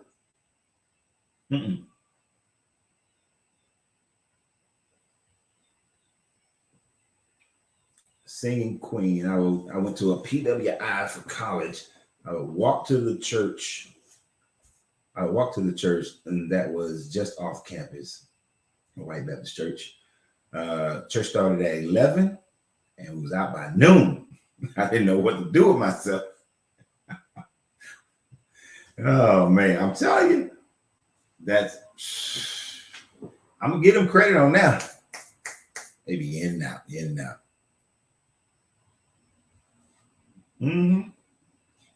Oppressed people are always more religious. To the stranger friction. Yeah, there were times where non-believers were hung, but medieval. I'm fair about the whole thing. I try to be, at least. Medieval Europe, man, it wouldn't matter, black or white. If you were saying what I'm saying, man, they would burn my ass at the stake. Told me I was a witch or I was demon possessed or locked me up in prison. They was hard. That was the whole reason. So we know Henry VIII switched to Protestantism because he just wanted a divorce because he thought that them women weren't producing him a son. Then Mary came and she converted back to Britain, back to Catholicism, which helped earn her the name of Bloody Mary. And then James came, and James was like, you know what? I want to control my country. And the church had too much control. So that's why he created the Anglican Church. It was really about political control. Those people were brutal towards one another. If you didn't worship the way they wanted you to worship, the church controlled so much. And if you went against the church, all hell break loose on your life. They shouldn't try to pass the blunt.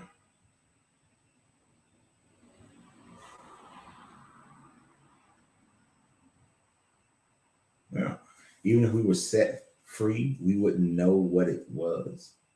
That's totally messed up beyond repair.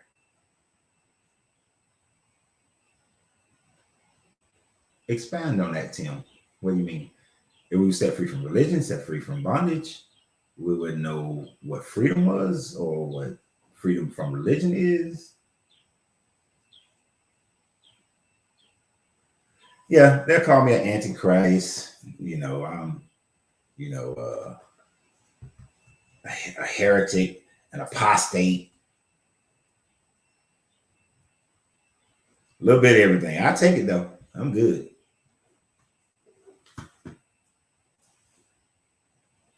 I see it as a badge of honor, to be honest, because it represents the fact that I'm willing to think for myself and not um, just go along with the crowd.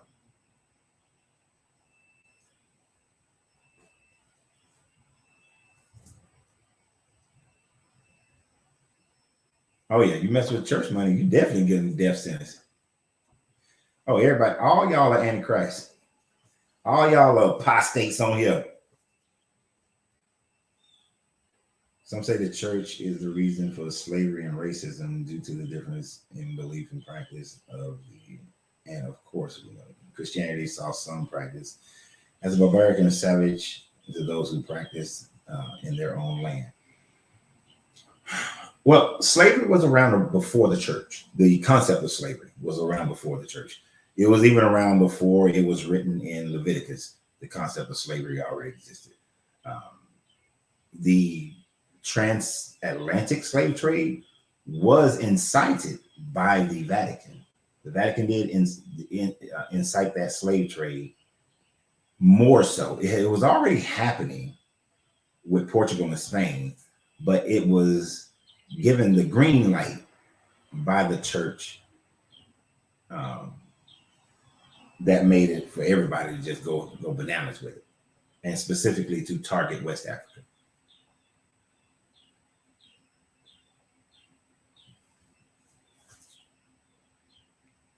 And yeah, it's I did a video about a month ago about the different papal bulls that shows how the Vatican Church insisted upon the transatlantic slave trade, and really it was the trans-Mediterranean slave trade first that they was doing. They was bringing them through the Mediterranean first, and then it started going into Africa. I mean, into the Americas. Mm-hmm.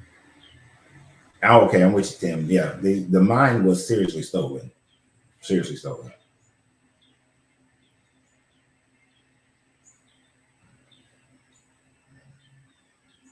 Okay, and you're saying that because we have the European mindset, how we would still have a slave mentality. This is true. It would take a couple of generations to override that. You know what? I ain't gonna say a couple of generations. It would take at least one or maybe one generation at least. Probably it can be done in one generation depending on how things are set up. But we see more and more that these younger generations are walking away from this church and this European mindset.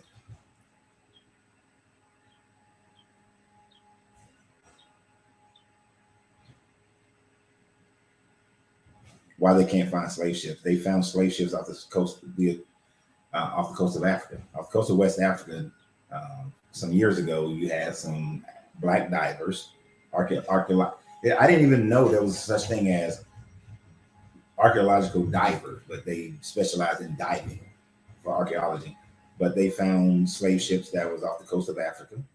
And one of the other things that you have to understand is that once the slave trade, the transatlantic slave trade ended, those ships would have been repurposed for moving other cargo, cash crop cargo, and all other types of cargo, or just broken down. And like when you go to New Orleans, a lot of those houses, those old ass houses, are built from ships that no longer were no longer sailing, but they found sunken slave ships off the coast of Africa.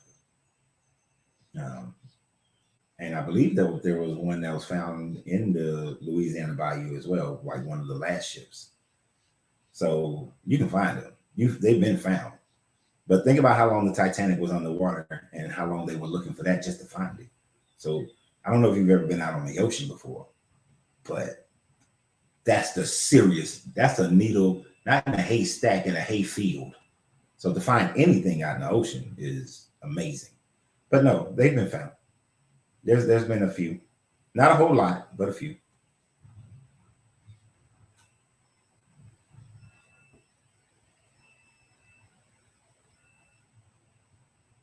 Right. The control of Rome really hasn't failed. It's just morphed. Grand Rising, Jeremy. As long as you get here, sir.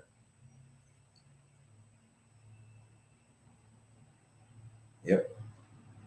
And then they categorize those ships. And when people say that where the slave ship, where the slave ship, even in the documentation of, and it's not like it's literary documentation like telling a story. You're talking about tax paperwork. I'm not going to perpetuate a scam and pay a bunch of taxes on it. That's not going to happen. You ain't going to be able to convince countries, different countries, to say, hey, let's act like we're transporting slaves from Africa, but we're not, but we're going to pay taxes on it, file corporation tax paperwork and tax paperwork. You're not going to do that, because the thing that's bigger than anything is the money. Money is I'm bigger than racism. I've seen some racist jokers. When it comes to money, they're gonna take that money. And the damn sure ain't gonna pay out money. That's like finding a slave Ford Fiesta. I don't think I don't think slave ships were made just for that. So unless you would find human trafficking paraphernalia, who knows what else the ships were used for. Right. But you have people repurpose their ships for slave trade, and then after it was over, repurpose those ships for something else. It's just like I was watching this thing about yachts, big yachts, and this guy took a small cargo ship and repurposed it and made it into a yacht.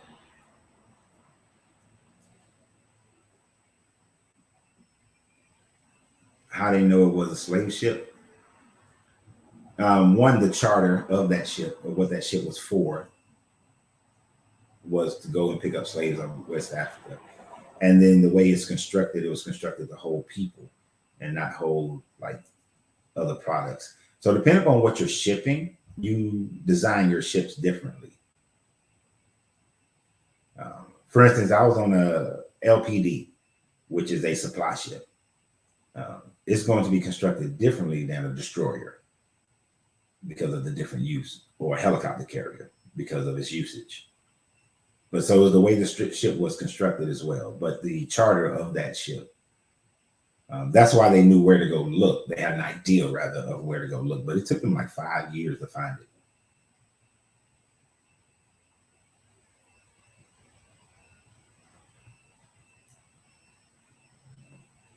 Yep. You either gonna have the slave mentality or the master slave mentality, or the slave master mentality to stay in religion. But most people of all colors are walking around with the slave mentality.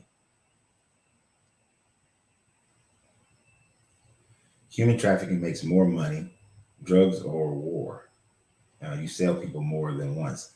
Oh yeah, human trafficking is way more profitable. I'm not saying that it's wrong as shit, but it's way more profitable than drugs and war.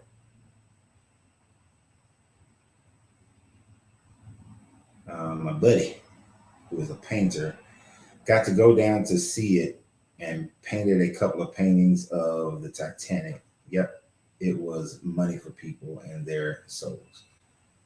Yeah, that and there's a whole conspiracy thing about the Titanic in itself. With, I think it's J.P. Morgan, that they believe he might have purposely wanted that ship to sink because of somebody who was on there. I saw a little short video about it. I didn't like go deep into it.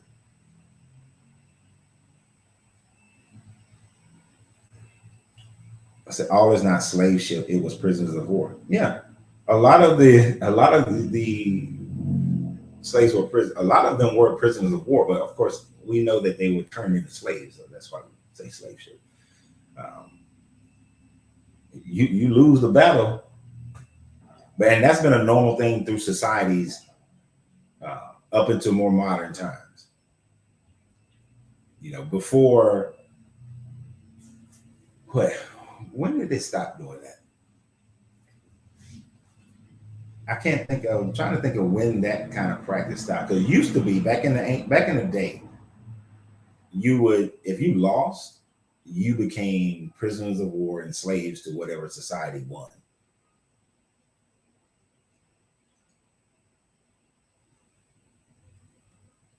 I'm gonna say that mentality probably died off with the dying off of monarchies. As monarchies start dying off, that mentality started dying off. Because if you if you, slavery was destined to end around the world as monarchies started ending. Even though you have a few monarchies that ended slavery themselves, but once you start having constitutional republics, you're going to start ending slavery. And then, of course, industrialization gets rid of it as well. Yeah, that's what they say. JP Morgan sunk it. That's what that little short video I saw said JP Morgan sunk it. I have to go down the rabbit hole on that one to see.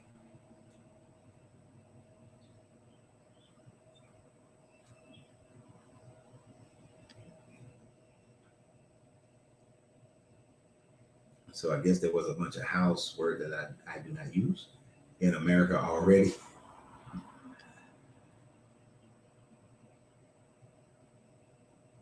What do you mean by that one?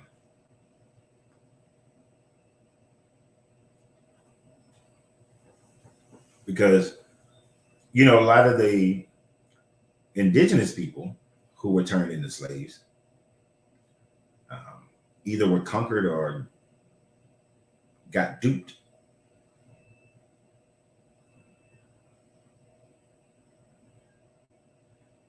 Interesting map behind you. Yeah, yeah.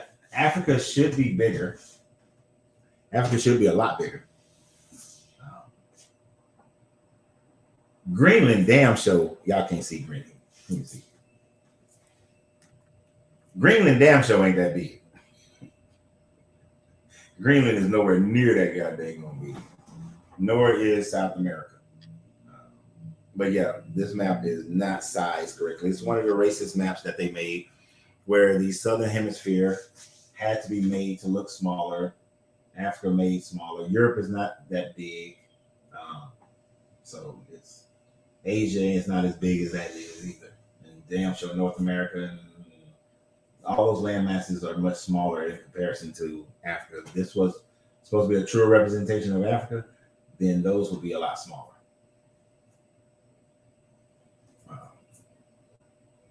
Because, like, in comparison, this version of America would cover like almost all of this, and this was way more than this, where these fit inside of there.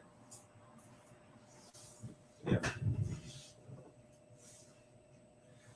No, I don't use that word. I stopped using that word like when I was in high school.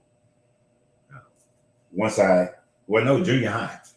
Junior high is when I stopped using that word.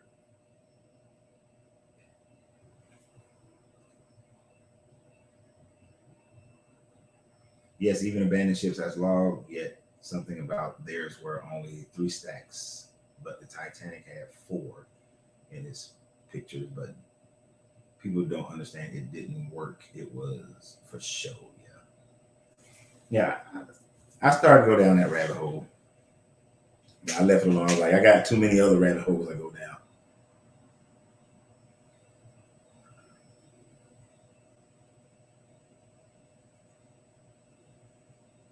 Well, the Rothschilds on the Titanic, I thought so. There were 2 ships that had went out. Was it the Titanic and the Olympia? I think was the other ship. And like J.P. Morgan decided not to get on there at the last minute or something shit like that. And I thought J.P. Morgan and the Rothschilds didn't get on it because the J.P. Morgan and the Rothschild, they worked together, from my understanding.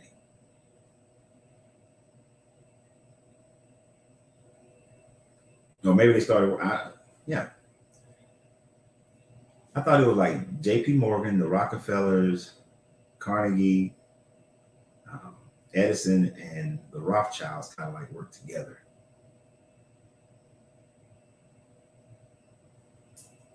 Right. That's the other thing. It was the people who was trying to stop the Federal Reserve were the ones who was on that boat, and they sunk it, was according to the story, which allowed for the Rockefellers, Rothschild, Morgan, and I forgot the other families to start the Federal Reserve. Oh, all the left Rothschild left the ship before it launched. Right. Okay.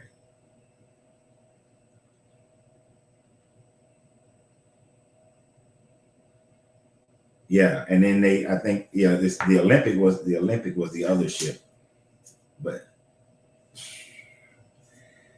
I wouldn't put it past them. I won't say I won't verify and say that, yeah, that's what happened.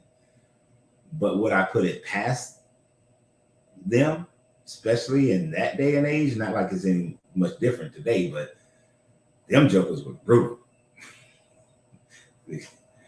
Yeah, the Olympia. Because if I just killed those guys who were against the Federal Reserve, it looks like an assassination. But if I sink a whole damn ship, it's an accident. It's just an accident, and they happen to be part of the accident. So, you know, you blow up a building to try to kill two people. You don't just kill the two people if you don't want anybody thinking that you purposely assassinated them, which then creates a trail to follow. So you take out the whole building. You don't just come and burn my house down. You burn the whole neighborhood.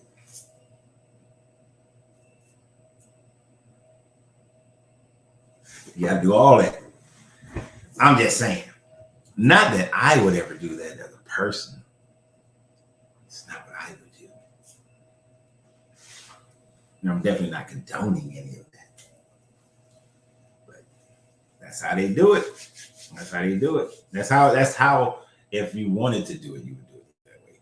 J.P. Morgan, Rockefeller, or the Rothschilds just changed the name Rockefeller for sure. It's documented.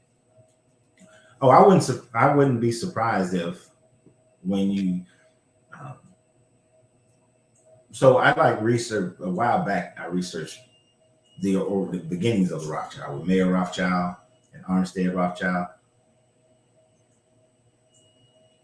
But just like the monarchies throughout history have intermarried for sake of connecting families, I would not be surprised if those families put their kids together for the sake of continuing to gain more and more power.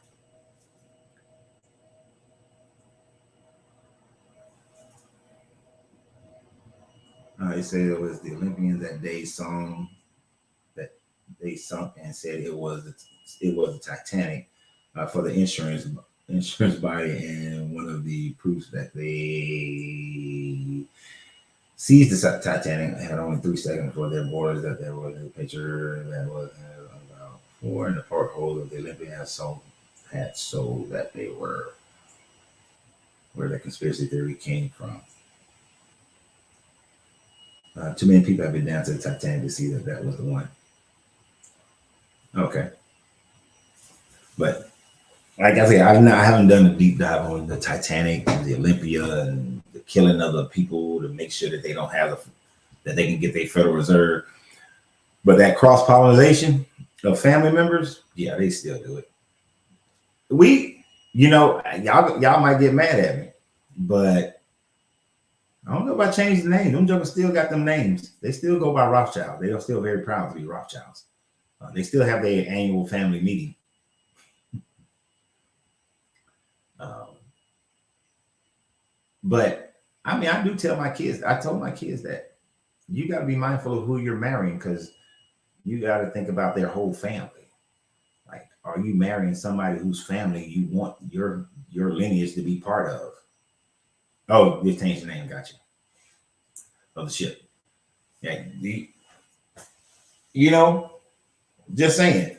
When you marry somebody, you connecting with their family. Don't look at marriage as just, oh, it's so much love. No, no, no. It's some financial and reputational things that go along with this. You don't want to marry the one good kid out the whole drug dealing family, and that joker is still all up hanging with his drug dealing family. You're putting yourself in a bad situation. You know, this might be a good kid. His whole family is a bunch of drug dealers. You're gonna get caught up, or you risk caught up, or there's stress. You know, you let that fool. Hey, it's another one out there. It's another person out there. That's right. You said marriage is a business, love and all that stuff. It's mushy stuff. It's extra. I mean, you want some, you want the love part, but you got to think about the business side of it too. That's what, like, like a woman who's bad with money. It's gonna be a drain. Or one of those people who like always doing everything for their family. Like, no, no.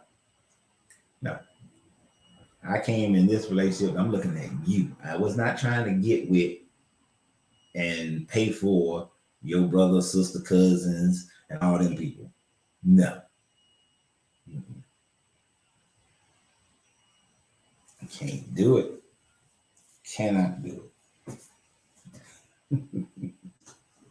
What else we talking about today? I want to get. I gotta say that. I gotta say some of that relationship stuff for another conversation. But I ain't gonna do it. But I do tell my kids that be mindful. Like my son went to the Air Force. I told him, hey, old girl looking for that military card. You better watch her. She looking for insurance for little Larry. Isn't that happening with the royal family in England? Grand Rising Army. Oh, you mean like with the little boy who married the little Canadian chick? Yep. They was mad as shit at him because he was marrying outside of the, these are your contract perspectives. I would imagine they probably had a wall saying these are your prospects because we can connect with these families. Pick one of them, and he said, nope, I want that one. Get your ass out of this family. Is Palestine a prison? Yep, it's a big ass open air prison. That's all it is. In 1948, the British pushed all the Palestinians out of their area, their space, and put them into a 60-mile prison. Matter of fact, before then, if you were born, all those people born then, no matter what they looked like, they were all Palestinians. They had a Palestinian passport. They were Palestinians. And then one day Israel said, nope. I mean, Britain said, nope, this is Israel now. And they pushed all those people into that little prison. And that's all it is. It's an open air prison. Let's talk about more Bible stuff. What's your question, Brian? What's your thoughts? Where do you want to go? Oh, you like the video on Palestinian? Yeah, it's bullshit. Like I saw a newscast today where they were saying that, oh, you're the Palestinian, and they knew the exact number of people who died in a Palestinian attack. Then they talked about how then Israel bombed, they launched artillery into Palestine. Didn't say shit about how many people died or who died. But with the Palestinian, oh, there's a mosquito. They they killed, it's one Israelite soldier and one civilian died. But then Israel retaliated with artillery and didn't mention anything about the number of people who died. It's bullshit media. But you can't take people, compress them into a small area, and then turn off the power, turn off the water, press these people and think that they're not going to respond. And he's like, well, it's because they never accepted Israel as a state. If you came and took my damn land, I wouldn't either. Like I've met Native Americans who don't accept America as a country because the land was taken from their people. Why would they accept America as a country when you took it from them? So no. And then people was like, well, they have their, Palestine stole that land because Israel had it for 700 years. No, there's no time frame where you can show that Israelites had that land for 700 years, first of all. Second, land changes hands all the time. So as much as Grand Rising J Mo. I said, okay, shit. As much as white supremacy white supremacy may have been formed independently, I'll not object your point.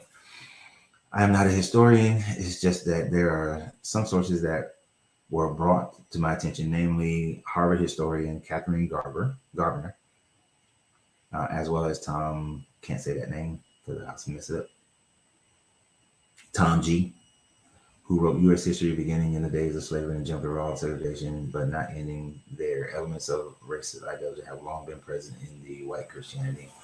No, I agree with you on that one. White supremacy is very well ingrained into Christianity. I agree 100%.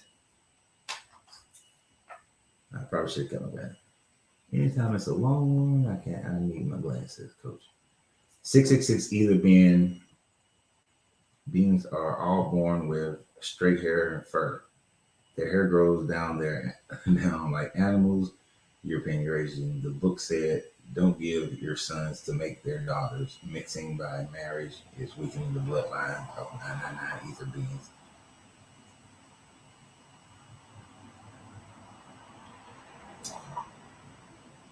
Are you saying the 666 is the carbon thing and 999 is, I forgot what that is. But we're all human, dude. We all are living in a human body. We're not different species. Now, is fair skin recessive? Sure.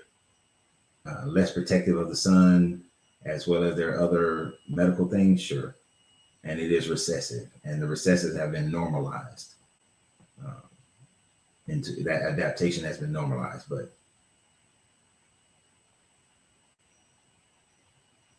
I don't think it has anything to do with your consciousness and who you are. That's why I don't understand how people celebrate Thanksgiving. Like, I don't particularly care. We don't even, like, my family, we don't do it as in Thanksgiving. It's just in the time frame that we're all off, that everybody, more people off work, and we can just know we can come together. My family is big about coming together. But yeah, celebrating Thanksgiving, yeah, no.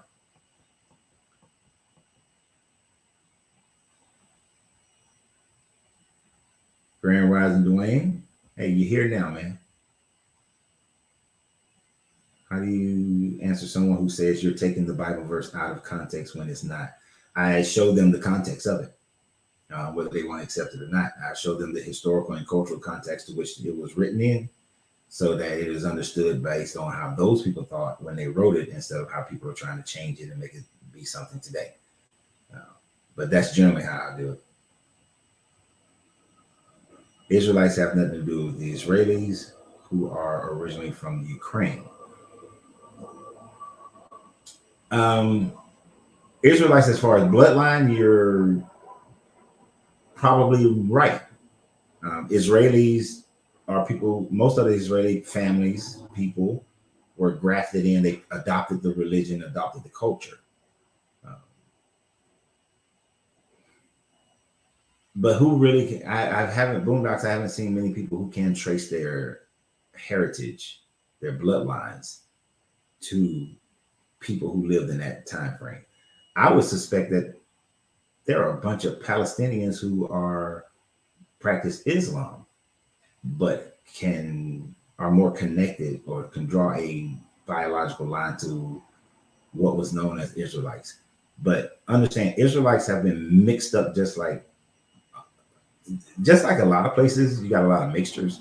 But if you look at the history of the Levant and all the different people who have owned it and conquered it, to try to truly establish a bloodline of what an Israelite would be it would be impossible. They're gonna be all kind of colors. I'm gonna put it that way. There'll be all kind of colors because of when the Greeks were there. And the Greeks were known. The process of Hellenization is to force intermarriage. So when the Greeks controlled that area, they would have been intermarrying like a champ. And so were the Romans, the Cometics, and the Assyrians, the Babylonians, the Phoenicians, the Canaanites.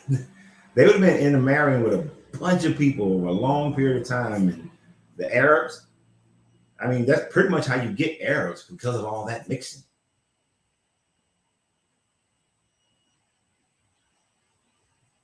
We're not humans. What are we?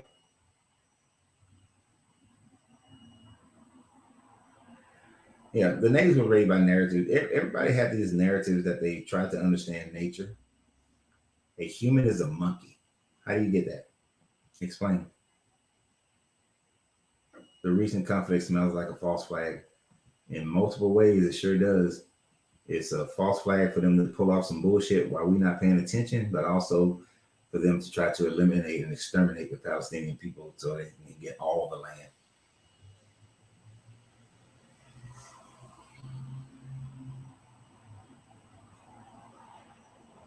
Your skin is condensed sunlight. We are from the stars. You can say everything in the universe is from the stars or some similar material. But that's like saying a lion is from the stars. Well, if you go back and look at it.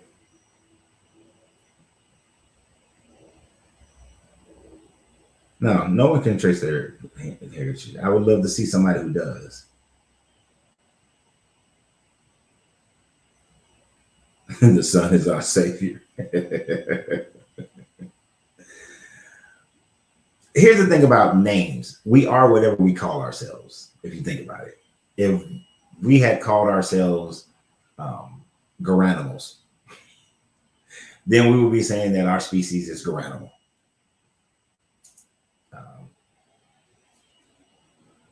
It's just the way words and names mean whatever we make them mean.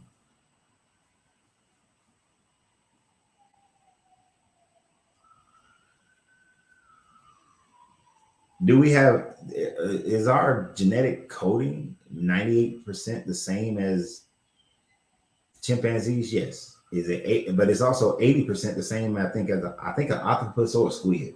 It's one of them damn sea creatures like that. But having shared genetics like that means we would have to have a certain amount of shared genetics for us to exist on a planet together, right? Otherwise, we wouldn't be able to exist on the planet together because you need those genetic coding to exist on this planet, a certain amount. There's certain genetic, let me rephrase, there's certain genetic coding that every animal, plant, everything needs to exist on this planet. So we're going to have those similarities. But do we come from monkeys? No.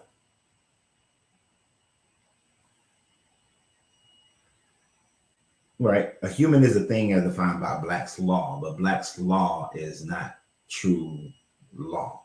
At some point, there was no Black's law. Right? Black's law didn't exist. So that's just how Black's law defined it. And in a legal situation, that's how it's used. But what about a non-legal situation? In a scientific situation, it's not used the same way.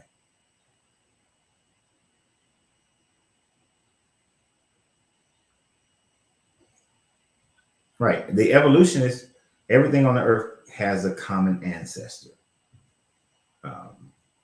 And I would say common ancestors, because I don't think life on, if I were to get into evolution, because I have to say at a certain point, I don't know.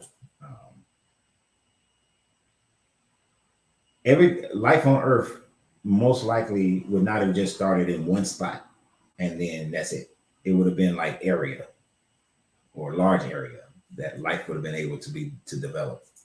And you would, but it would still be similar in its development, but slightly different because of different environments. So we're more closely related to dolphins than chimps. Really now.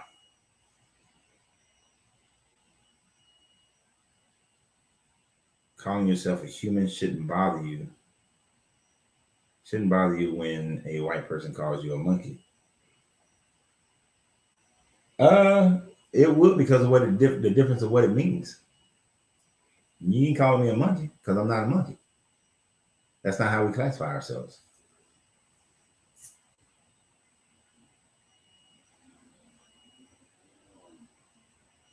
And white people do, yeah, exactly, Brian. White people have melanin, just not as much as I do, but they got melanin. Only albinos are devoid of melanin. So if that's the funny thing, like melanin is all the big world, but it's like, hey, white people got melanin. Caucasians have melanin. What was that video with that little girl? She's like, I'm not white. I'm peach. I'm peach. Because she got melanin.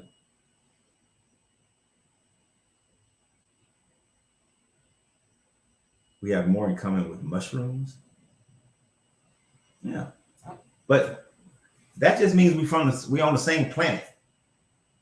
To me, it just means we're on the same planet.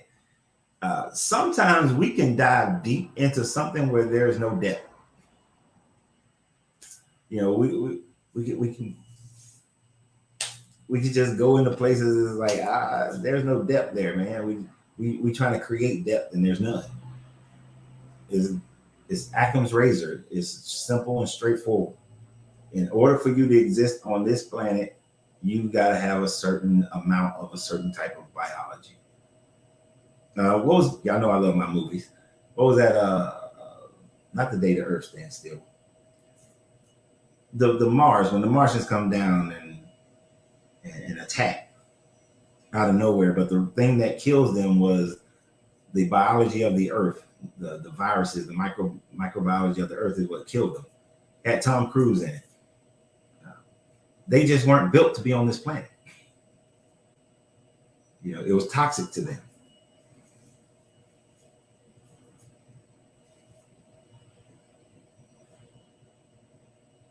Oh yeah, that little Latino girl. I think the family's Puerto Rican or something like that. But it was funny as hell. It was like the brother was like, "You white, you white." She was like, "This is white. Do I look like this?" Did she call him stupid at the end?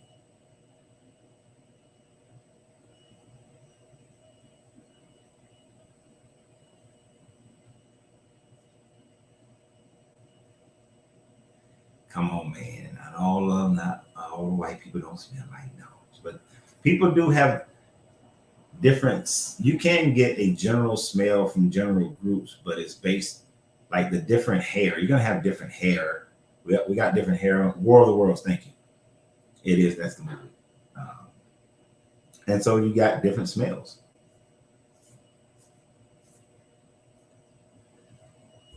Uh, but that doesn't make them sub or superior.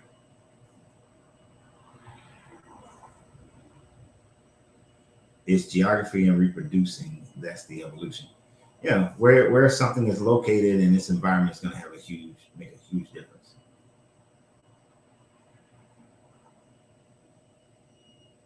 Caucasian people like me are a whole box of crayons. We have every color. What do you mean by that? Like in your family, you got all the colors? I don't understand what you mean by that one, Christian. Yeah, we are nature Earth. Uh, yeah, we're just natural to the Earth. That's it. There we we be going too far sometimes.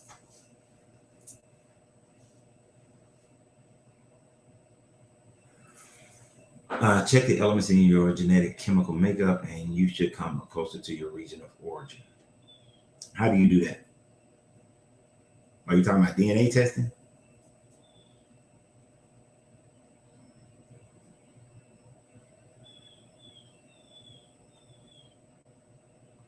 Oh, I'm not paying. Oh man. See, sometimes when I think y'all saying something serious, then you saying something stupid. But you're right, Christian. Well, that that's an old joke, right? It was an old joke. Shit, I can't remember how it goes, but it was like uh, you turn, you white in the winter, you turn red in the sun, you turn blue when you're cold, you turn purple or black when you get punched or hit, and you have the nerve to call me colored. Like that was, I remember being told that joke. It goes something like that. Four elements, right? And that's why you told me actually said elements. So you literally do mean earth, water, air, and sun.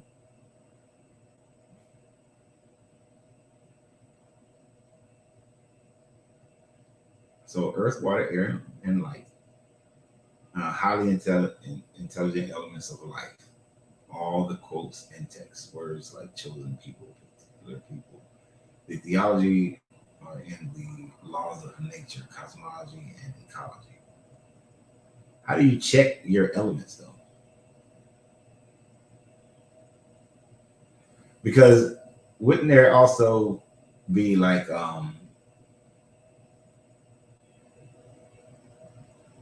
you have if you've been born in a place after for a while, for some generations, you adapt to that to that place, right? It's kind of like when Americans go down to certain Latin countries, they tell you don't drink the water because growing up being generations in America, your body can't handle the water. You'll get sick, right? But those people, generation, they've been drinking that water, so their bodies are perfectly fine drinking that water. There are some countries I went to where food might have been good, but me in the bathroom had a long conversation. Or like in America, if I eat ice cream, it's made with cow's milk, so it's way too much lactose. But when I go to Italy, the gelati is made with goat's milk, which is much lower lactose. I can eat 15 servings of gelati in Italy and have no problems whatsoever. I eat that much gelati here in America, which is not gelati, it's gelato.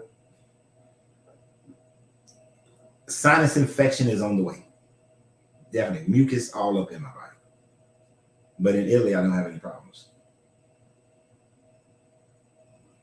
So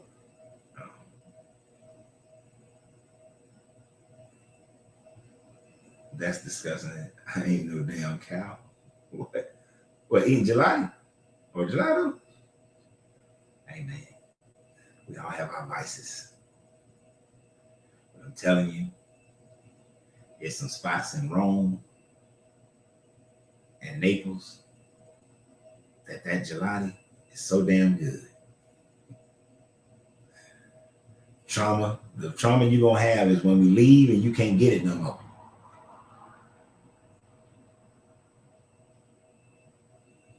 Can't explain it right now, but it has something to do with the periodic table. Okay. See, I know what you're really trying to do. You're trying to get me to go down a rabbit hole. Okay. Okay, trying to get me to go down a rabbit hole. Knowing good and well I'll be sitting up here like scrolling. Oh, let me click on this. Oh, let me click on this. Oh, let me put this on laptop. Yeah. Click on that. Click on that. Next thing I know, 3 hours I went by. Mm-mm. Now, Brian said he want to talk about some more biblical stuff, and he ain't said nothing.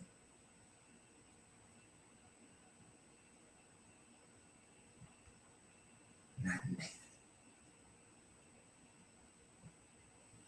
But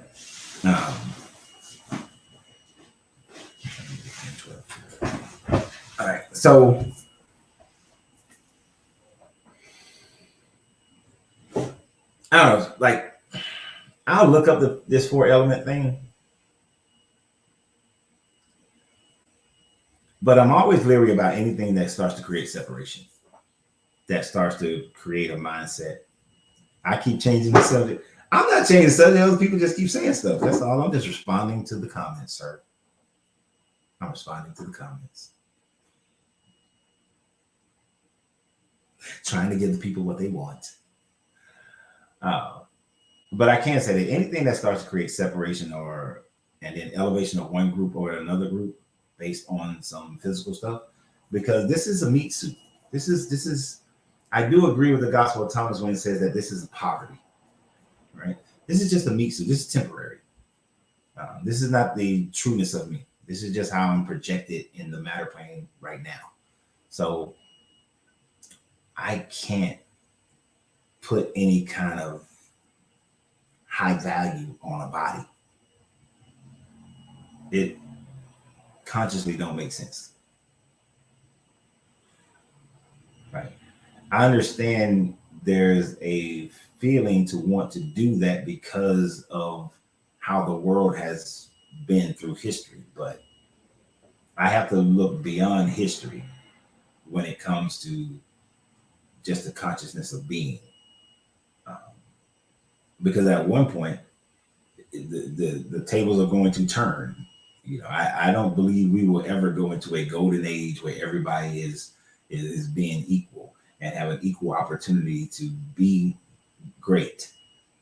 So oppression and those who are oppressed will continue to change. But when it comes to consciousness, this is just a meat suit.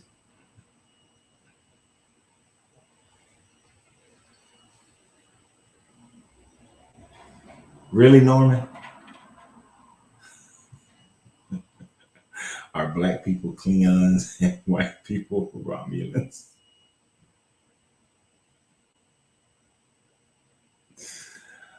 No. I think the Klingons was supposed to be Star Trek's representation of the Spartans. I forgot who the Romulans was supposed to be a representation. But in the original Star Trek, that's what Klingons were modeled after the Spartans. Different genetic makeup. 666 ether beings cannot break down grains. They feed the grains to cows, and that's why they love red meat. And it's why the two brothers Cain and Abel were offerings from the herbs of meat and red meat by the deity in the book. From the alkaline bite to the flesh, the onion have many layers, coach. Sometimes the onions does have many layers, but we can also attach things to it that's really not attached. Like Cain and Abel shouldn't be attached to nothing of that level in that regard. You know, Cain and Abel just this deity's first time, second time it's showing that it likes blood sacrifice. That he ain't want no damn fruits and vegetables from Cain. I want blood, animal sacrifice. Which they're talking about Enlil.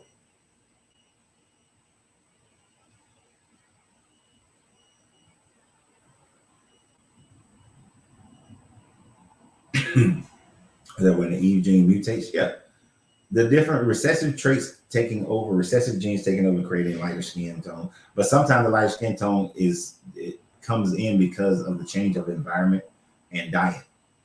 When you really look at, okay, so one of the main reasons we have melanin is protection from the sun because of living in an equatorial area. But then as man migrated to the lesser sunlight areas, then the genes are going to start producing lighter children. But also, as they stop eating from the ocean and start becoming more agricultural, then people start getting lighter because the vitamin D deficiencies, and they need to be able to get vitamin D from the sun. I people like my skin tone going outside, so I'm finna give me some vitamin D. No, your melanin is blocking you from absorbing vitamin D from the sun. You ain't getting hardly none. But as when and this only can happen. This won't happen now because people were isolated back in the day. So when you have isolated people, they started getting lighter when they became more agricultural because they needed to get vitamin D from the sun. This is why, like when you look at the Inuit people and they maintain isolation for a lot longer period of time, they were still getting vitamin D from eating from the ocean. So their skin didn't lighten as much as other people at that same latitude, right? Theirs stayed a little bit darker. But then because they're at that latitude, that Eve gene, as my man said, starts mutating and bringing out lighter skin tones because it's not needed anymore. Yeah, unfortunately, racism won't ever die. It was there was a difference between racism and ethnic racism, or well, what do you call it? Ethnocism, I think is what it's called, or nationalism. It used to be the segregation or the superiority was based on I'm from this ethnicity, you're from that ethnicity, this tribe, that tribe, this nation, that nation. And then when it started then it became race, and now it's just race.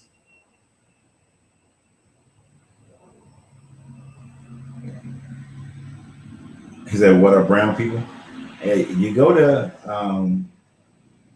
in India, that Southwest Asia area, they call themselves brown people, and Latin people call themselves brown people. So you got two competing groups for brown people.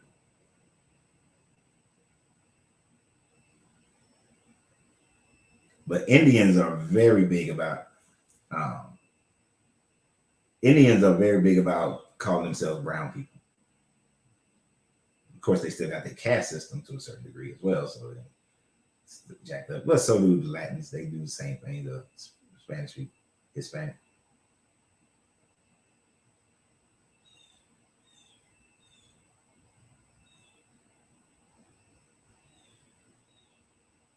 Yeah, I try to look for things beyond history as well. When it comes to my consciousness, I go beyond history. When it comes to dealing with things in the matter plane, that's when I run with history. Um, but definitely in the matter plane, you got to deal with history. But beyond in the conscious, this is when, like, if you was on here yesterday when we was talking about the law of correspondence, as above, so below, as above. When you're working on the above planes, then it's consciousness. When you're working on the below plane, then it's matter. History matters, right? So depending upon what you're looking to manifest or do or have or whatever you're trying to create, um, you have to decide whether I'm working from the higher plane or I'm going to work from the lower plane. Because the lower plane does affect the higher plane the same way as the higher plane affects the lower plane. Interesting speculation. Probably about the lightening of the skin. Yeah, no, that's I researched that for about 3 months. I read a whole bunch of white papers on that one, and PhD medical papers on that one, historical medical papers on that one. It was seen that due to, and you have to look at it from the ancient time frame when people were more isolated. That's how you got lighter skinned people. I don't know how this mosquito got in here, but we're gonna fight today because he bit me on my arm. Did y'all know that all mosquitoes that bite you are female? I know some of y'all are on Angelina's Really Did You Know page, and she's doing a video based on that. But in her research, she found out that all mosquitoes that bite are female mosquitoes. Ain't that some shit? And I think all it's like mosquitoes and fleas, they're all female. Just a little something to throw out there. That's the kind of weirdness that we that's kind of like just information that we just be finding just that has no purpose. But that's what her channel Really Did You Know is about. So go follow her on Really Did You Know? Because all mosquitoes are female. And exactly, Debbie, because you know where my brain is going. I ain't gonna tell you, that's where it's going. All female, all the bloodsuckers.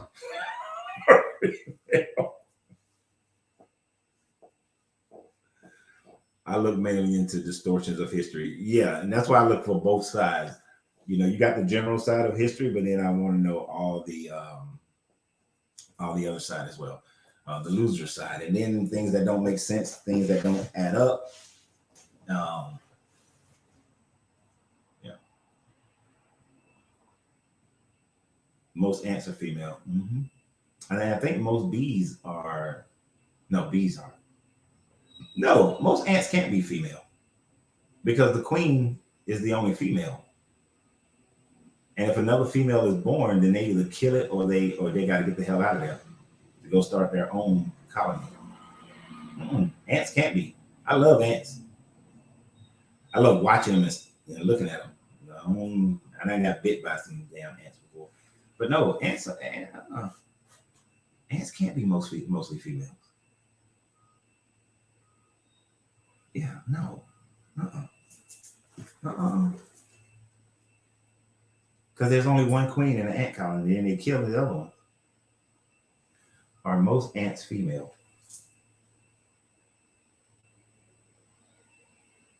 Well, I'll be damned. Most ants are female.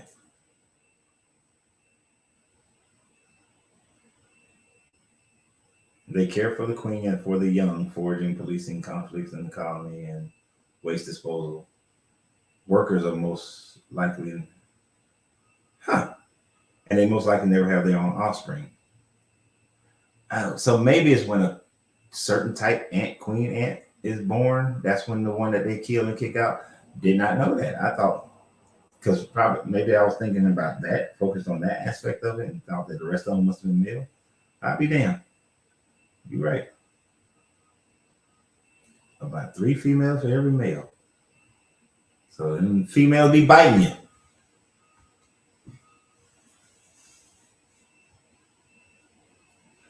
All right. There we go. I was thinking it was the opposite. Most ants are female. Look at that. Learn something new today. But yes, women, mosquitoes, bloodsuckers. There's a guy that I gotta make sure he know that because he's such a woman hater. He hates women. I keep telling him over and over again, dude, you hate women.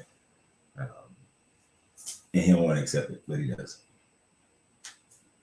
Look at Boondocks. Now, threw me for a loop. But okay, we are getting so far off. So we're just gonna go ahead and call it for today. 2.5 hours is very good enough. Plus, I got some other videos to make today, as usual. So, hey, all y'all who keep sharing the videos, I really appreciate that. I really appreciate it. Every time y'all share the videos, y'all watch them and y'all share them and y'all watch the whole things, which watch time is very important. So even if you ain't listen to it, just let it play over on the side. Just turn it on and just let it play. You ain't gotta watch it, just let it play. And then share it. I appreciate it. I really do. That's why he like watching it, because all the random stuff. But yeah, I appreciate y'all. Y'all make me some more coffee and those shares. And tomorrow night. So it's gonna be 2 shows tomorrow. It's gonna be the regular, 10:30, 11 o'clock show. And then that night, 7 o'clock, it's gonna be a health show. We're gonna talk about how to eat your way into health, into healing, with this young lady, Ernestine Jackson. So make sure you guys prepare yourself for a whole lot of me tomorrow. You're gonna get a whole lot of me tomorrow. 2 lives. That's going to be interesting for me. I don't think I've ever done that, but a whole lot of me tomorrow with me and Ernestine. So Y'all be ready for that. Tomorrow night at 7 p.m. Eastern Standard Time. We're still going to be here in our regular time frame tomorrow as well in the morning. That goes into the afternoon. So we're going to be doing that as well. We're going to have a lot. But I appreciate you guys. I'm going to get off of here so I can make some other videos. And you play the show for the neighborhood sometimes. You be playing it loud. Can't stand him always playing that old heathen, blasphemous videos all loud in the neighborhood.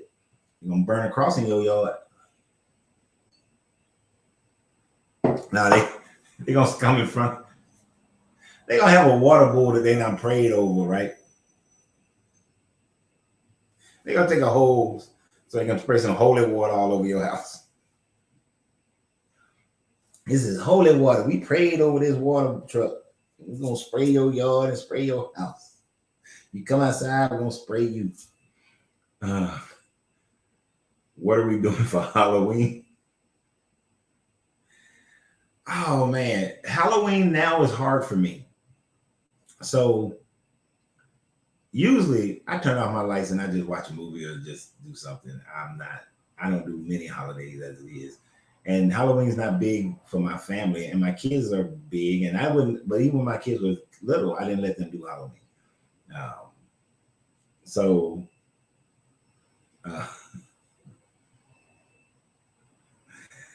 But see, then there's this woman that came into my life named Angelina, and she loves the costume. She loves the costumes. So Halloween, of course, for her is costume. It ain't even Halloween. It's costume-ween. So I know we had a costume party last year. I'm pretty sure she's going to want to do something costume-oriented because she just asked me the other day what was I going to be for Halloween for a costume event or something. So I don't know. For me, it'll be something cigar-related. A costume Halloween cigar party or something like that is what I would be interested in, because it ain't really. You sacrifice for your woman, right? I would go as me, but I don't like horror movies.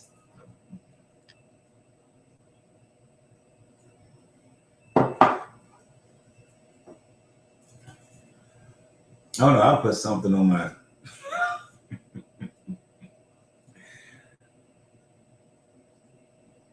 I'll put something on my door where it says, where I tell people knock 3 times, and then use my ring to and say a spell.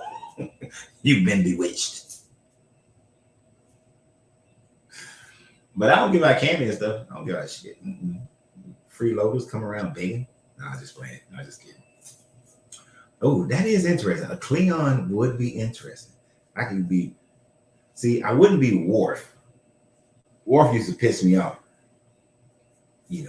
But like Duras. Might be Duras. Because Duras was killing some people. If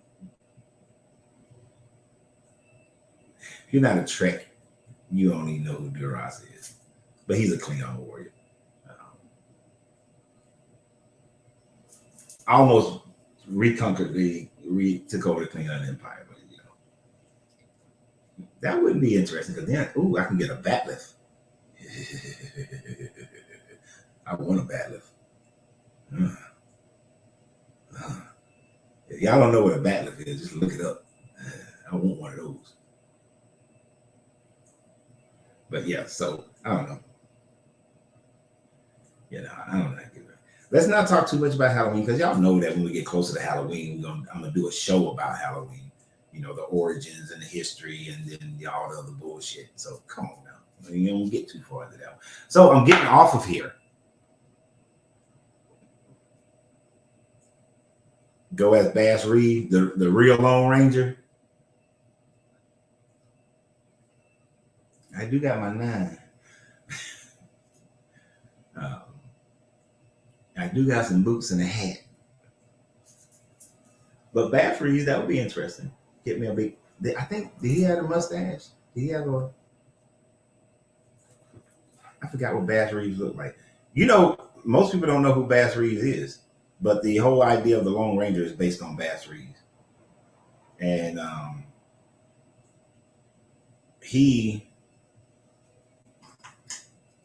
Wyatt Earp couldn't hold a candle to him. Yeah. I ain't shaving off my beard though, man. Can't shave off the beard.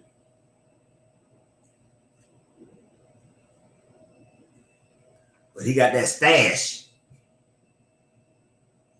Bass got that stash on him. But yeah, the Lone Ranger was based on him. And Wyatt Earp couldn't hold a candle to him.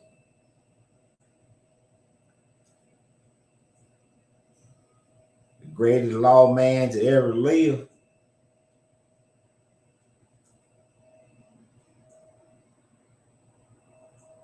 How many Christians are putting out the nonsense? They are like those satanic panic videos for Halloween.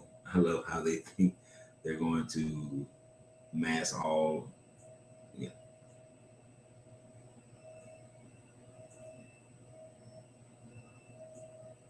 None of them. No, I mean they always every Halloween they always put that stuff out. That's why I posted when I was watching the girl do a casting a spell over the candy. And that was the coolest. She was on point with her little poem.